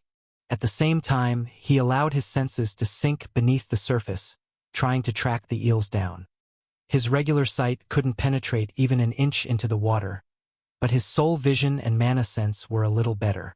The area was still painted in the intense colors of mana and souls, but some shades shone just a touch brighter. A mixture of yellow and silver traced the creature's serpentine frames as they snaked all around them, looking for an opening. There! Hurling one of the flying sickles, he barely managed to intercept an eel that was about to attack Lat, buying his teammate a few more breaths. Sadly, that was just the start, as more eels soon gathered around them. The good news was that they were all at yellow, much like the jackals. If there were any green variants, they had yet to appear. The even better news was that the Melodians weren't their only targets. Most of them seemed happy to devour the sunken carcasses of the jackals the hunters had already slain. Even the few that appeared to prefer their food fresh were more willing to attack the surviving beasts running above the surface, probably finding them easier prey. Suffice to say, the battle devolved into complete chaos. Coming to terms with the new threat lurking below, the jackals panicked, some of them abandoning their hunt in a desperate attempt to escape. Meanwhile, the hunters fought against everything daring enough to attack, trying to survive the relentless onslaught of the monsters. At some point, Lat stopped fighting entirely, clearly focusing his efforts on merely staying afloat. Each breath looked like a laborious task, as the man's feet wobbled. Even Sol and Do weren't exactly doing great. That said, not many beasts remained. Most of the jackals were either dead or had run off. The eels hadn't suffered nearly as many casualties, but the survivors seemed to have had their fill, many of them opting to quit while they were ahead rather than continue risking their lives. "Let's try making our way to shore. Lat won't last much longer," Do said. Sol nodded. She looked around, presumably trying to recall which way they'd come from. But Percy wasn't paying them much attention, something else bothering him. "Is it me, or is the swarm a little thinner than before?" he wondered, causing his host to raise an eyebrow. "You're right," Sol replied, noticing the same thing. The density of the creatures did fluctuate every now and then, but not this much. Percy and Sol could see dozens of meters away now. Even stranger was the timing. If anything, more fiends should have swarmed their location, considering how many dying souls they could feast on. Lifting his head up, Percy's eyes widened at the sight before him. Countless fiends had gathered above, forming an even denser cloud of wriggling limbs and otherworldly features, spreading like a blanket, covering up every inch of the sky. And the creatures seemed to flow in an orderly manner, like hundreds of silver rivers, forming a colossal bulge in the blanket. There, they condensed into a massive ball larger than a house. "Shit! Dodge!" Percy shouted, right as dozens of torrents shot down at the battlefield like meteors, aimed at every living thing in the area. Chapter 337. Symbiotic. Having been the first to spot the attack, Percy had an easier time dodging. With 2 swift strides, he sidestepped the torrent of fiends, watching as it soundlessly phased through the smooth surface of the water. Probably even the ground beneath, judging from its momentum. Do had a slightly tougher time avoiding it. He rolled out of the way, barely managing to push himself back to his feet using his hands, just before the surface tension gave way under him. The yellow's luck had finally run dry, however. He still evaded the attack, thanks to Percy's timely warning, but his weakened knees collapsed, causing him to sink in the water. Standing on the wet soil, the surface only reached his chest. Sadly, it didn't seem like he could pull himself up without help, leaving him exposed to the eels around him. Fortunately, the creatures didn't have any time to spare on Lat. The silver torrents had struck many of them, leaving them disoriented. Both the jackals and the eels were injured, as even the mirror-like surface failed to hide the lake dwellers from the attack. Everything in the area was used to being assaulted by the fiends all day long, of course, but this was very different. There were so many of the ethereal pests, and they had attacked from a single direction with unparalleled coordination. Percy still struggled to understand how this had happened, but the damage the attack had dealt was undeniable. It had peeled the outer layer off the beast's souls, leaving them vulnerable to whatever fiends had survived the impact. It was strange, because the fiends weren't supposed to be smart nor selfless enough to pull off such a stunt by themselves. But was there anything capable of controlling them on this planet? Alas, there wasn't much time to think about it, as the swarm was flying upward again, joining the rest, preparing another attack. Percy's gaze scanned the battlefield. The remaining eels were swiftly recuperating. Some of them snatched up the carcasses of both the jackals and their own fallen comrades, looking for an easy meal. Based on how quickly the cores and the souls were dispersing, it wouldn't be long until one of them turned its attention to Lat. But Percy ignored all that for now, his attention focused on locating the attacker. Whatever means they used to control the fiends, they had to be nearby. There! His eyes landed on a faint silhouette, darting along the surface a few hundred meters away. The creature had foolishly betrayed its own position by lifting the fog of fiends obscuring it. "It's so fast!" Sol exclaimed in shock, the assailant barely registering as a green blur in their mana sense. "It doesn't matter. Green or white, we need to stop it from attacking again or Lat is dead." Percy didn't care about the other beasts. None of them seemed in the mood to attack him anyway. With his host's help, he sent the spinning sickles towards the creature, trying to surround it. That was when something strange happened. The blanket of fiends above their heads shifted again. This time, a thick sheet descended, falling vertically like a curtain, blocking the attacks. The sharp crescents sank violently into the wall of creatures, some of them even piercing through. Still, the defense had robbed them of their momentum, causing them to shatter into harmless motes just meters later. "How is it doing this?" Sol asked. It was clear the beast was directing the fiends somehow.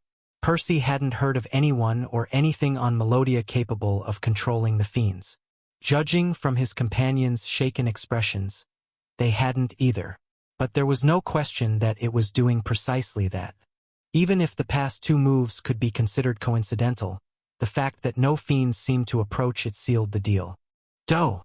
Grab Lat and return to shore," Percy shouted. "We'll hold it off."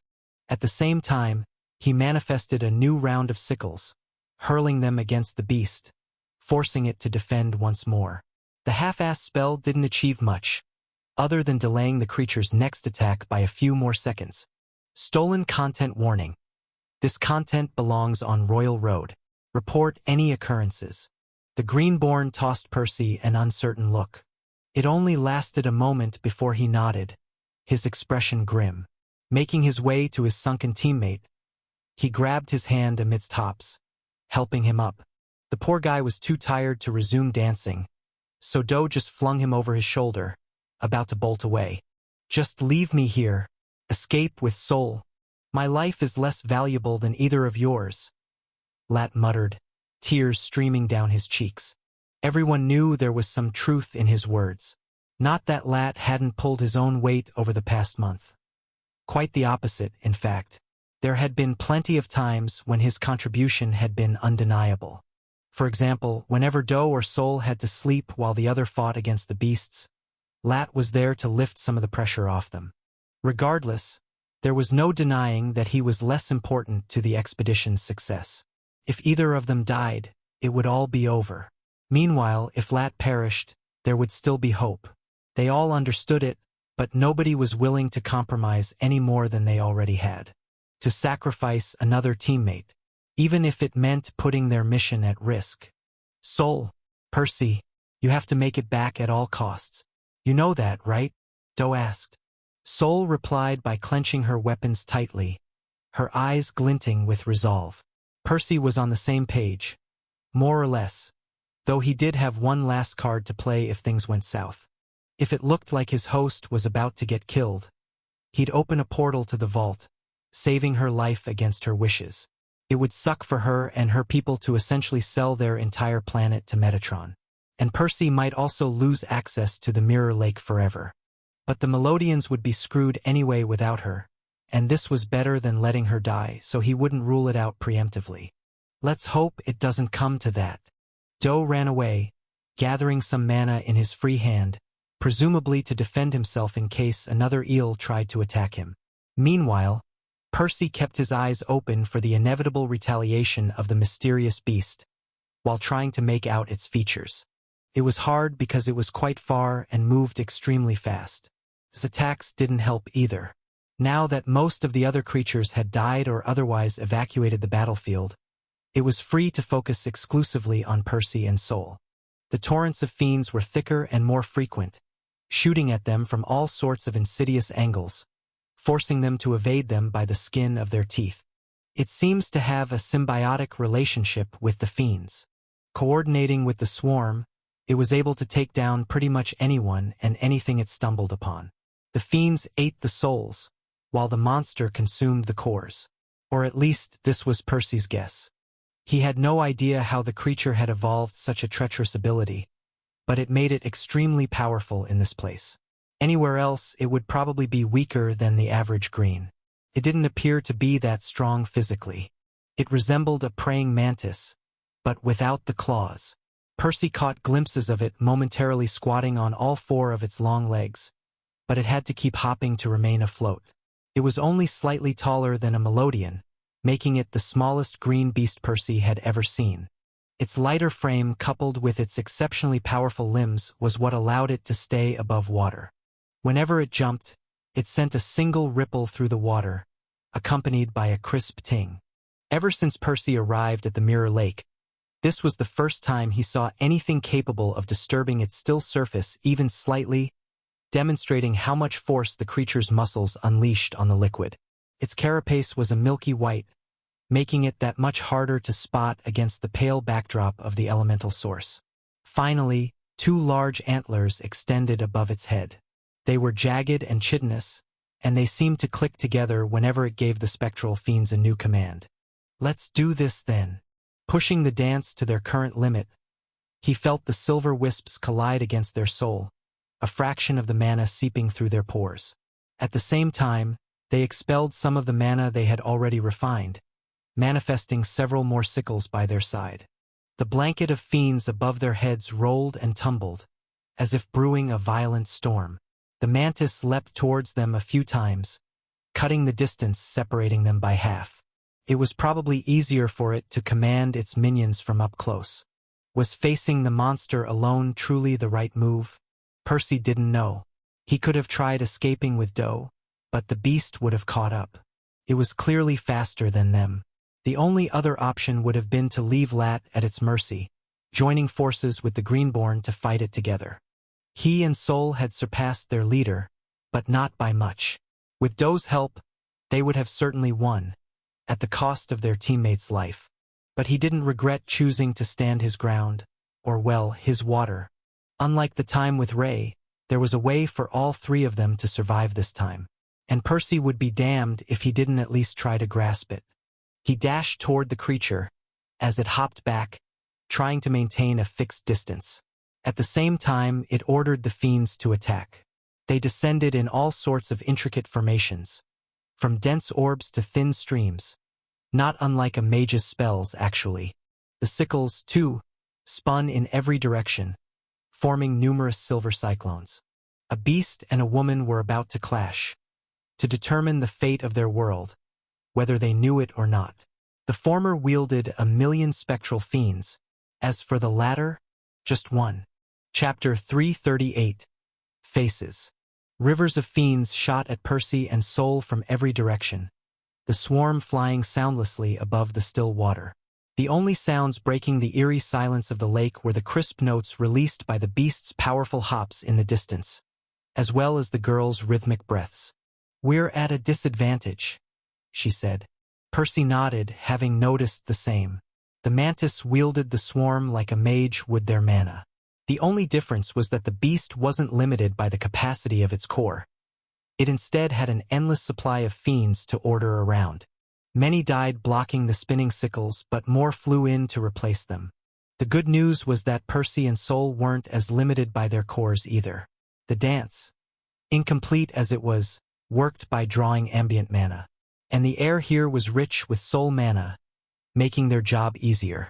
Even when their constructs shattered, or when they failed to fully absorb the silver flames floating beside them, the motes still dispersed in their immediate surroundings, raising the concentration of soul mana even more.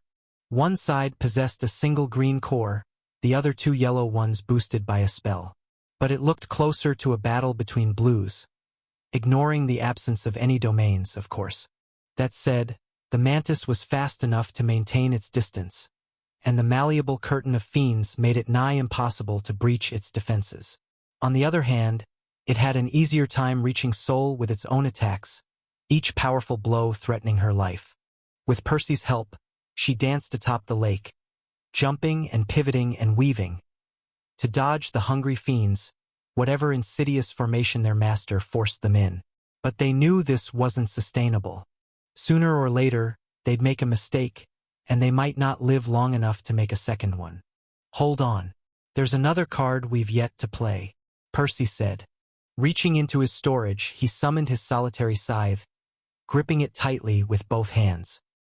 He'd already wasted nearly all of his fused mana to maintain it over the past couple of months, in case he needed it. And well, here it was. It wasn't like he needed his stash for any other purpose either. He would obviously have to replenish his reserves with soul mana before leaving Melodia, but he could use his hosts now that he had access to her cores. It was a higher grade too, so it should be plenty to break through the blockade of fiends on the way out. In any case, he wouldn't be able to repair the scythe again without teal mana, much less duplicate it, meaning that he would likely lose it after this battle. But that was fine. It should do a better job piercing through the wall of fiends than the flimsy sickles. 3 more rivers of otherworldly bugs flew at him, trying to box him in. He sidestepped one, ducking beneath the second. The mantis tried to steer them toward him, of course, but there was a delay between its commands and the fiend's response. This was the price the beast had to pay to harass them from afar. The two streams collided violently against one another, the creatures spilling all over the place. Luckily, they lacked the density to harm Soul like this, the silver flames incinerating whatever lone stragglers approached her body. She and Percy were under no delusion that their boosting art or their heating enchantments would be able to block a direct attack, but they were more than enough to protect them from the aftermath. Sadly, the third river was impossible to dodge completely. Caught in an awkward position between the first 2 attacks, and having to constantly keep their feet in motion to avoid sinking, Percy and Soul were about to get hit.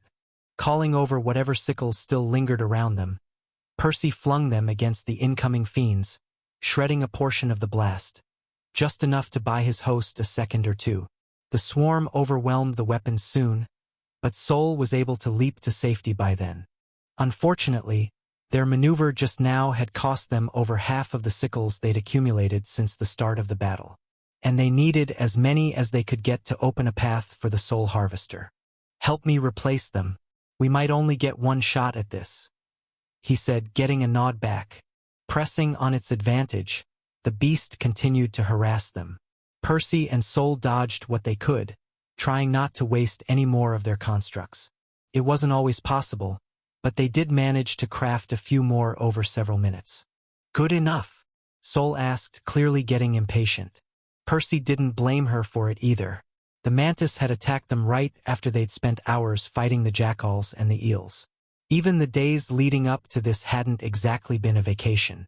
By now, their muscles burned, their stamina dwindling. "It'll have to do." Switching tactics, they sprinted towards the creature. It probably hadn't expected that, but it overcame its surprise soon enough, leaping backwards to maintain its distance.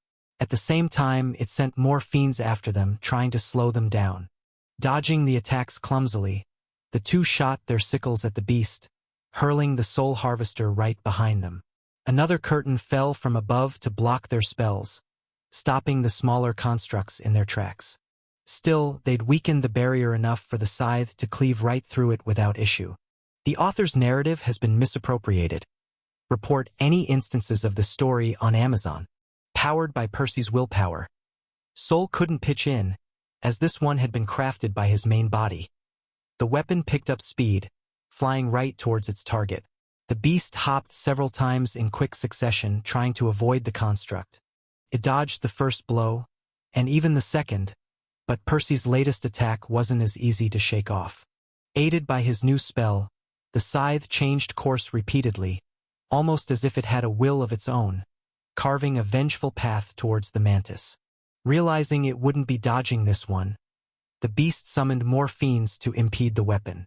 It sort of worked, the hastily forged defenses sapping much of the scythe's momentum, but it still hit its mark. A silver arc cleaved through the mantis, inflicting a serious wound on its soul. Unfortunately, it had just about managed to twist its body at the last second, ensuring the blow only severed one of its 4 legs. Which was still great news. Between the amputated limb and the agonizing soul pain, the beast nearly sank in the lake. In the end, that didn't happen, as the creature managed to hop away in time.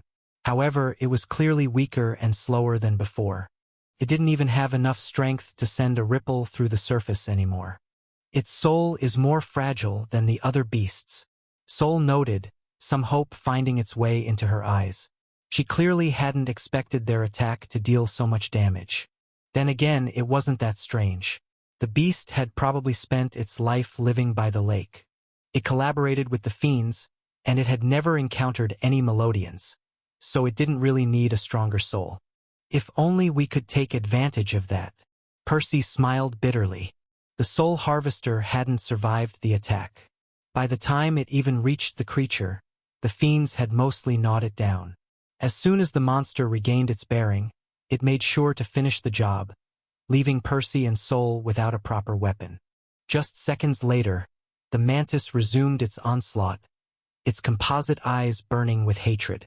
It hopped closer to them, directing the swarm with maddened fury, trying to exact its revenge on the insolent Melodian who dared to injure it. Realizing they had lost their only chance, Percy hesitated. He was tempted to activate Metatron's decree to save his host's life. He must have done a bad job controlling his emotions, though, since she seemed to notice what he was thinking. Don't. I know you want to protect me, but I can't just let the others die. You don't have to risk your life, though. Grab some of my mana to refill your wisp and leave this place. He could tell through their connection she'd already made her mind up, her soul burning with resolve. Like hell I'll leave you here, he spat back. Fighting the mantis to protect Lat was something they'd decided together. They'd promised Doe to survive too. Not to mention how Ray and the others had given their lives to get them this far. Or the countless people back home waiting anxiously for their success. If the girl had decided to stay and fight, there was no way he'd run away on his own.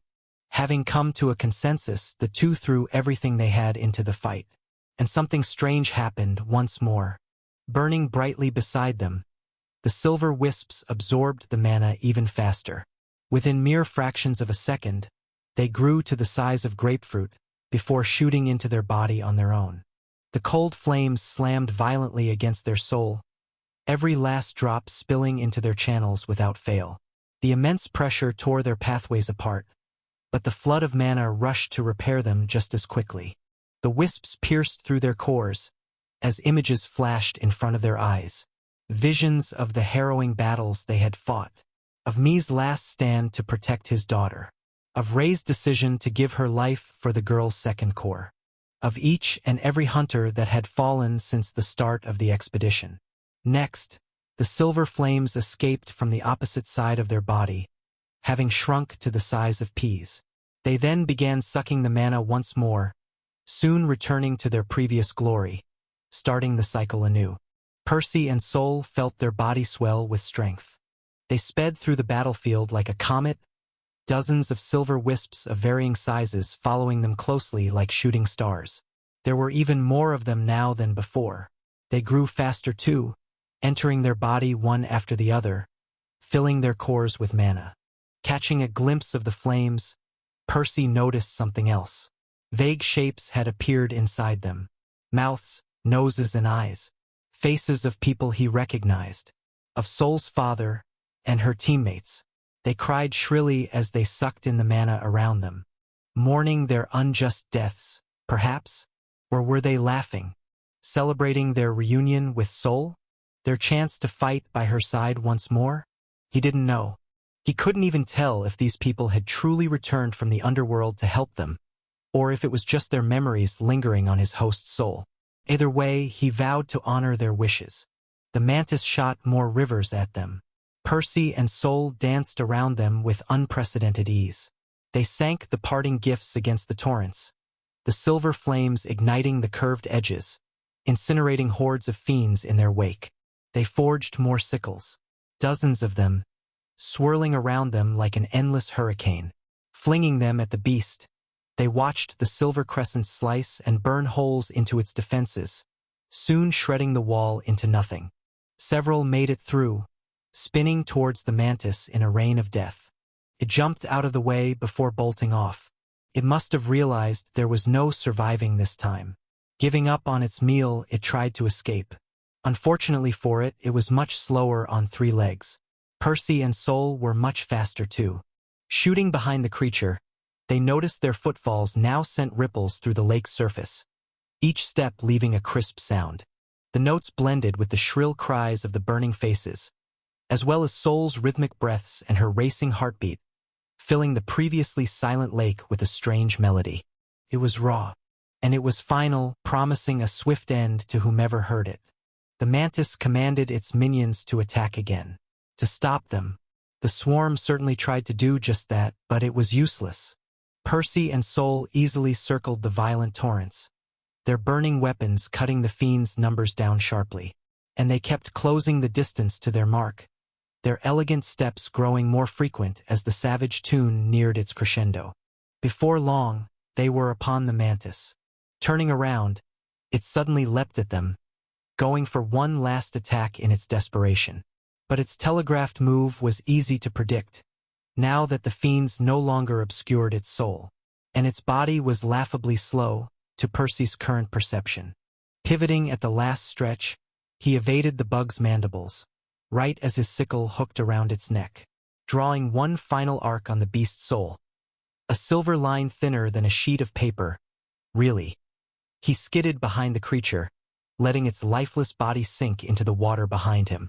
Congratulations! You have mastered a new spell. Dance of the Savage Gods. Masterful. Chapter 339, Greyblot. With his boosting art now at masterful, Percy was confident he could defeat any solitary opponent on the planet. Well, unless they ran into a blue beast, but he wasn't sure there were any on Melodia. That was not to say that they were out of trouble, though. They could still get swarmed by lots of weaker beasts, and his host needed someone to guard her while she rested. Right now, she was exhausted, and they had no idea if their companions had even survived. Splitting up had been a gamble, as Doe was tired too, and protecting Lat on his own would be a challenge.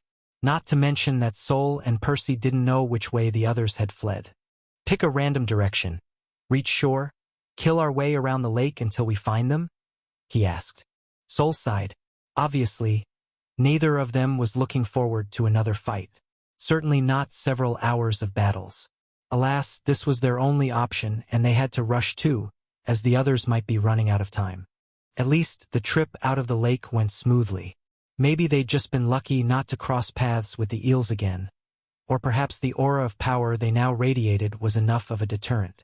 Some of the land dwellers also allowed them to pass peacefully, though not every pack was that smart. A few daring beasts still got in their way, only to get their souls shredded to pieces by the storm of sickles. In the end, they had to trudge through the mud for about 3 hours until they met the others.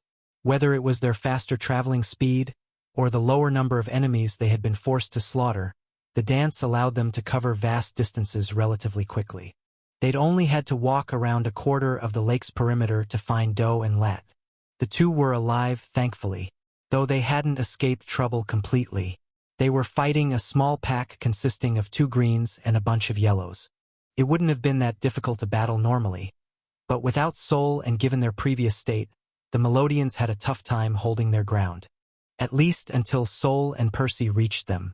Making quick work of the creatures, the trio was finally free to catch their breath, having somehow survived what had arguably been the most dangerous day since the beginning of their expedition. It took another 2 days until they all recuperated, each of them taking turns to rest while the others guarded them. Fewer beasts attacked, partly because the group had already slaughtered many of their neighbors, and partly because the swarm of spectral fiends still cloaked the area now that the mantis was no longer around to command them. Regardless, Percy felt a lot better about leaving the planet. He'd accomplished everything he'd set out to do. He'd not only mastered the soul component of the dance, but even wrapped his mind around Soul's homing attacks, getting 2 new spells in the process. Of course, he still wanted to practice with both of them some more, as he and his host had to get used to fighting on their own, and without the Mirror Lake helping them. But things were looking good. The Melodians would have an easier time returning home too. Soul should be able to keep the group safe for a while longer, buying time for the others to master the dance under her guidance. Even if they failed to complete the spell in time, there was a good chance they'd make it to their homeland alive. That was enough. They could take their sweet time spreading the boosting art to their people. Percy was planning to head off a couple days from now, though it appeared that Melodia still held one final surprise for him. "Lat, do you see that too?" he asked at some point, noticing something strange on the lake's surface. It was hard to make out through the cloud of fiends, but the water appeared a little darker than usual. That wouldn't have been too strange had this been a regular lake. Yet nothing had affected the smooth surface before. It had always reflected everything above it like a perfect mirror, unblemished by any shadows or other substances. Even when large amounts of blood had spilled in the water, they had simply failed to change its color in the slightest. Lat raised an eyebrow. "If I'm right, this could be a very good thing. But let's wait for Doe to wake up, just to be sure. He knows more about this place." Unlawfully taken from Royal Road, this story should be reported if seen on Amazon. Fortunately, they didn't have to wait long, as the man was up just an hour later.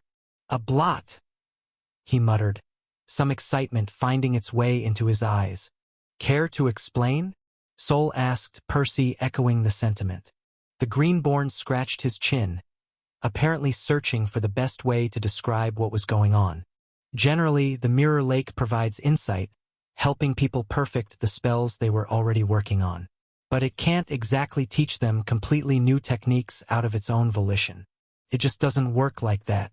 Except for when the blot appears, that is. Percy creased his brow, prompting the man to elaborate. "Our ancestors have recorded encountering a disturbance like this once before. They were able to learn something new from the lake at that time. And I'm not just talking about some vague form of inspiration. The dark substance actively shifted around, forming actual diagrams and letters, explaining in detail how the spell was supposed to work. We have no idea how this was possible, but the results are undeniable. This is how we got the method to absorb the spectral fiends." "Seriously?" Soul asked, her voice incredulous. It was clearly her first time hearing this story. Percy hadn't expected anything of the sort either. What he'd experienced so far pretty much aligned with his previous understanding of elemental sources. They breathed life into the mana, helping a mage develop their spells indirectly. But what Doe was talking about sounded quite far-fetched. Elemental sources were just natural phenomena, weren't they? They weren't supposed to be intelligent, much less have the ability to directly communicate with sapients, or to hand them specific spells. Maybe it works differently because of the soul affinity? Soul mana had a will of its own, as he'd found out at every turn. So maybe this wasn't that strange. Should we investigate? Lat suddenly spoke, asking the obvious question in everyone's mind. Not to sound too greedy, since we already got what we came here for, but it sounds like a waste to ignore the blot now that it's appeared. Doe and Soul looked at each other before nodding. Percy, too, didn't want to let go of the opportunity. Maybe he could learn another nifty trick before leaving. Thus, the trio embarked on another journey atop the lake. This time, they continuously scanned the water beneath their feet to ensure they weren't ambushed by the eels again. They followed the dark gradient for a few hundred meters, watching it grow more intense with each step. Before long, it was a dull gray color, no longer reflecting anything. And that wasn't the only thing that changed. The swarm of fiends was denser too, surrounding the epicenter of the blot. The creatures flew closer to the water, clearly trying to devour the source of the disturbance. The sight was more than a little unsettling, making Percy fear that they had stumbled upon some powerful beast. Was his luck truly that bad, that he'd have to face a blue as well before leaving Melodia? No, that can't be it. Why would a blue beast teach these people how to grow stronger? Well, whatever this was, the fiends were eager to grab a bite of it. Though they didn't have an easy time doing so. The substance affected the soul mana around it, or maybe it was the mana. It was hard to tell. Either way, the mana was thicker, heavier. The fiends still nibbled at it frantically, but they failed to put a dent. The blot was growing about as fast as it was shrinking, forming a balance that looked like it could last for years. What if there were a few more fiends, though? Percy suddenly wondered. According to Doe, there hadn't been this many willing to invade the planet's surface the last time his people had visited the lake. Was the number of fiends surrounding Melodia constantly increasing? Perhaps it would overwhelm the blot at some point, destroying its source. Was that why it had taught the natives how to absorb the fiends? To slow down its own demise? Hey, honorable entity? Lat suddenly asked, his voice tinged with uncertainty. You may not remember, but you have graced our people with your kindness some time ago. Would you consider assisting us once more? Our cities are in dire peril, and we could use any help we can get. No response. If the source of the blot was intelligent, it was too busy protecting itself right now to care about the man's desperate pleas. Perhaps they should just give up and return home. As if, thinking of something, Percy pushed his newly upgraded boosting art to its limits. Using the silver flames dancing playfully around Soul's body, he began setting the fiends on fire, incinerating dozens of them in an instant. The others joined him. They might not share his spell yet, but they could still use the heating runes on their clothes to drive some of the fiends off. Their collective efforts barely made a dent, of course. The swarm covered a vast area, stretching both above and inside the lake, probably below it too. There was a limit to what they could accomplish with their clumsy methods. But Lat didn't miss his chance to placate the entity resting inside the blot once more. How is it? I know the three of us can't do much to help you right now, but our people might be able to work with you if you give us a chance. Help us survive the beast tide, and we'll attempt to claim the lake. This time, I'm confident we'll succeed. We'll help you fend off the fiends too. Percy sighed, not expecting the blot to respond.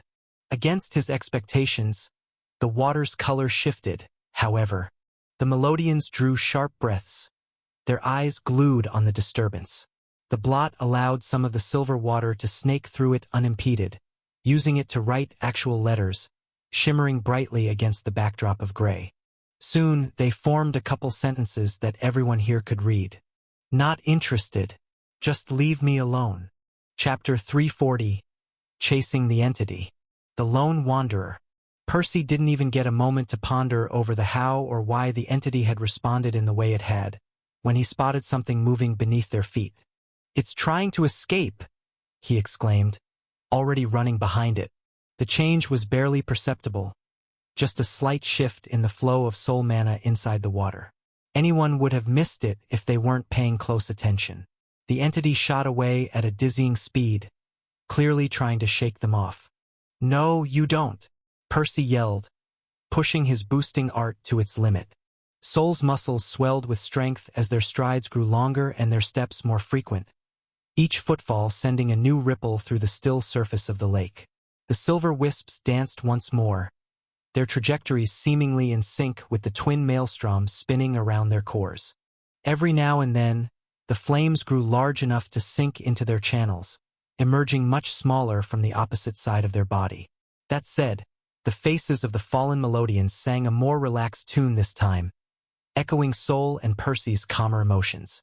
The swarm of fiends was dense, but Soul blasted right through it, the masterful spell incinerating any creature unwise enough to block their path. What the hell is that thing? Percy wondered again. They had already put some distance from the area they had found the entity in, so the water had returned to its normal color, for the most part. The source of the disturbance was still polluting the area, but the gray color didn't have enough time to spread and accumulate. The entity was extremely small, leaving a tiny trail no thicker than a person's finger behind it. It moved underwater for most of the time, so Percy and Sol had to rely mainly on their magical senses to keep track of it. Only once every few seconds did the trail brush against the surface briefly, leaving faint dark marks that faded away as quickly as they appeared. Clearly, it was way too small to be a beast, even a red one. Most curiously, it didn't seem to possess a mana core either. It was weird because even the tiniest bugs needed one to survive. But there was no mistake, the entity didn't seem to possess a single drop of mana of its own. It merely converted the soul mana around it, giving it the dark gray tint the Melodians had seen before. It was obviously harder for the spectral fiends to pierce through that, protecting the entity from them. Was it really part of the Mirror Lake though? The will of the elemental source, perhaps having awakened due to the peculiarity of its affinity? Or was it a spectral fiend too? A special one? That didn't explain why the other fiends seemed hell-bent on cannibalizing it though. Whatever the case, it was obviously intelligent. It had already demonstrated it could communicate with the natives, and in their own language no less. "Give it up," Percy shouted again. "You'll get eaten by the fiends if you keep doing this." He wasn't just saying that because he wanted to capture the entity. There was much less of the gray mana shielding it right now, offering no protection against the fiends. That only emboldened the swarm to descend upon it even more eagerly, trying to gobble it up. If it hadn't been for its nimble movements, it would have been devoured already. Sooner or later, it was bound to make a mistake, sealing its fate. Its safest option would be to stop swimming away, taking some time for the gray mana around it to accumulate, until it rebuilt the dark blot that had protected it earlier. Why was it being so stubborn, even? Would it be such a bad thing to collaborate with the Melodians, sharing a new technique with them? It had already done that at least once in the past, hadn't it? Regardless, Percy couldn't help but grit his teeth. He knew he couldn't continue like this either. Doe and Lat had already fallen behind, unable to keep up with him and Sol. Things weren't that bad yet, as they weren't that far apart, and they hadn't lost track of each other either. But it was only a matter of time until that happened, and they couldn't afford to split up again. "Should we let it go?" Sol asked. "As much as I'd love to learn another spell, it's not worth risking everyone's lives." Reading on Amazon or a pirate site. This novel is from Royal Road. Support the author by reading it there. He nodded, agreeing with her. Their mission was already on the cusp of success. They would be fools to throw that away out of greed. "Let me have one go at it. If I fail to grab it, we'll turn back and regroup with the others." Closing the gap with the entity had never been the problem. It was fast, but not necessarily faster than them. Not if they went all out. The issue was actually capturing it. The same speed that allowed them to run atop the Mirror Lake without sinking prevented them from piercing through the water to snatch something hiding within. The only option would be to slow down until the surface tension stopped holding them up, but the entity would be long gone by then. "I hope this works." Fully exerting himself, Percy caught up with their target, running right above it. The entity tried to throw him off, taking advantage of its higher agility to shoot toward random directions, even doing a complete U-turn at times. Percy had seen that coming from a mile away, however. His sharp senses coupled with the elegant footwork of his boosting art allowed him to remain glued to his mark throughout its tantrum. Nearly emptying his channels, he gathered as much soul mana as he could in his hands, shrouding them in thick blobs of silver. Then he tossed all of it in a certain direction, allowing it to spread like a thick blanket as it sank towards the bottom of the lake. It was a bit of a gamble, admittedly, as he was merely guessing which way the entity would go next. But it was an educated guess, as he'd observed its patterns for several minutes already, and he was a bit of a specialist in analyzing an opponent's movements. Sure enough, the entity headed straight towards the silver sheet, about to slam into the construct. Percy watched it with bated breath, hoping the soul mana would obstruct it. This was the second uncertainty in his plan, since his mana didn't normally interact with physical objects. That said, this thing seemed to be afraid of the spectral fiends, so Percy was happy with his odds. At the same time, he skidded to a stop, using both hands and feet to slow down his momentum. The silver sheet stretched, the entity about to pierce through it. Percy grinned at the sight, knowing he had already won. The flimsy construct wouldn't last more than a second, but that was plenty. Suddenly, the force holding Soul's body up vanished without a trace, as Percy felt the gentle caress of the lake's cool water hugging their skin. Yet, he didn't allow himself to as much as blink, all of his senses still locked onto his target. Before his host's body was even fully submerged, he reached out with one swift movement, trying to grab the mysterious creature. The powerful resistance slowed his hand down, and it looked like his target wasn't going to give up easily either. No longer trying to pierce the blanket, it moved along the construct instead, nearly evading Percy's grasp. As if, he spat, unwilling to fail at the final stretch. Stomping forcefully against the muddy lakebed, he twisted Soul's body as much as he could manage, rotating his arm by a few degrees. It wasn't much, but it was enough. His fingers closed around the creature, if it could even be called that. It was a hard, round object, one that he was dying to examine carefully. But that would have to wait a few more minutes. The entity still fought, trying to escape his palm. Unfortunately for it, it was way too weak to do so. All it had going for it was its speed, and that was apparently only a consequence of its trivial weight, not true strength. This wasn't the time for Percy and Soul to worry about their prize, however. Their stunt had almost knocked them out of the dance, and they were currently sitting ducks. Well, kinda. Truth be told, Percy had scanned their surroundings for any traces of the eels or other aquatic creatures before doing this, so he was confident there weren't any around. That said, he could have missed something, so he wouldn't relax until everyone was safely outside the lake. Sticking his head out, he took a few breaths to refill his channels. Luckily, the silver flames seemed to work underwater, still swirling rapidly as they absorbed ambient mana from their surroundings. Before long, their spell was back at full power.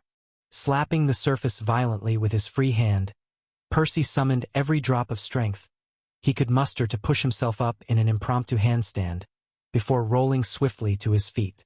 By the time he was hopping atop the lake again, Doe and Lat had caught up. "Did you?" the Greenborn asked, as the Yellow also held his breath. Percy responded with a toothy grin. Gesturing at them to follow, he shot toward where he thought was the nearest edge of the lake. It wasn't until the trio was back on solid land that his attention returned to the mysterious entity still struggling inside his hand.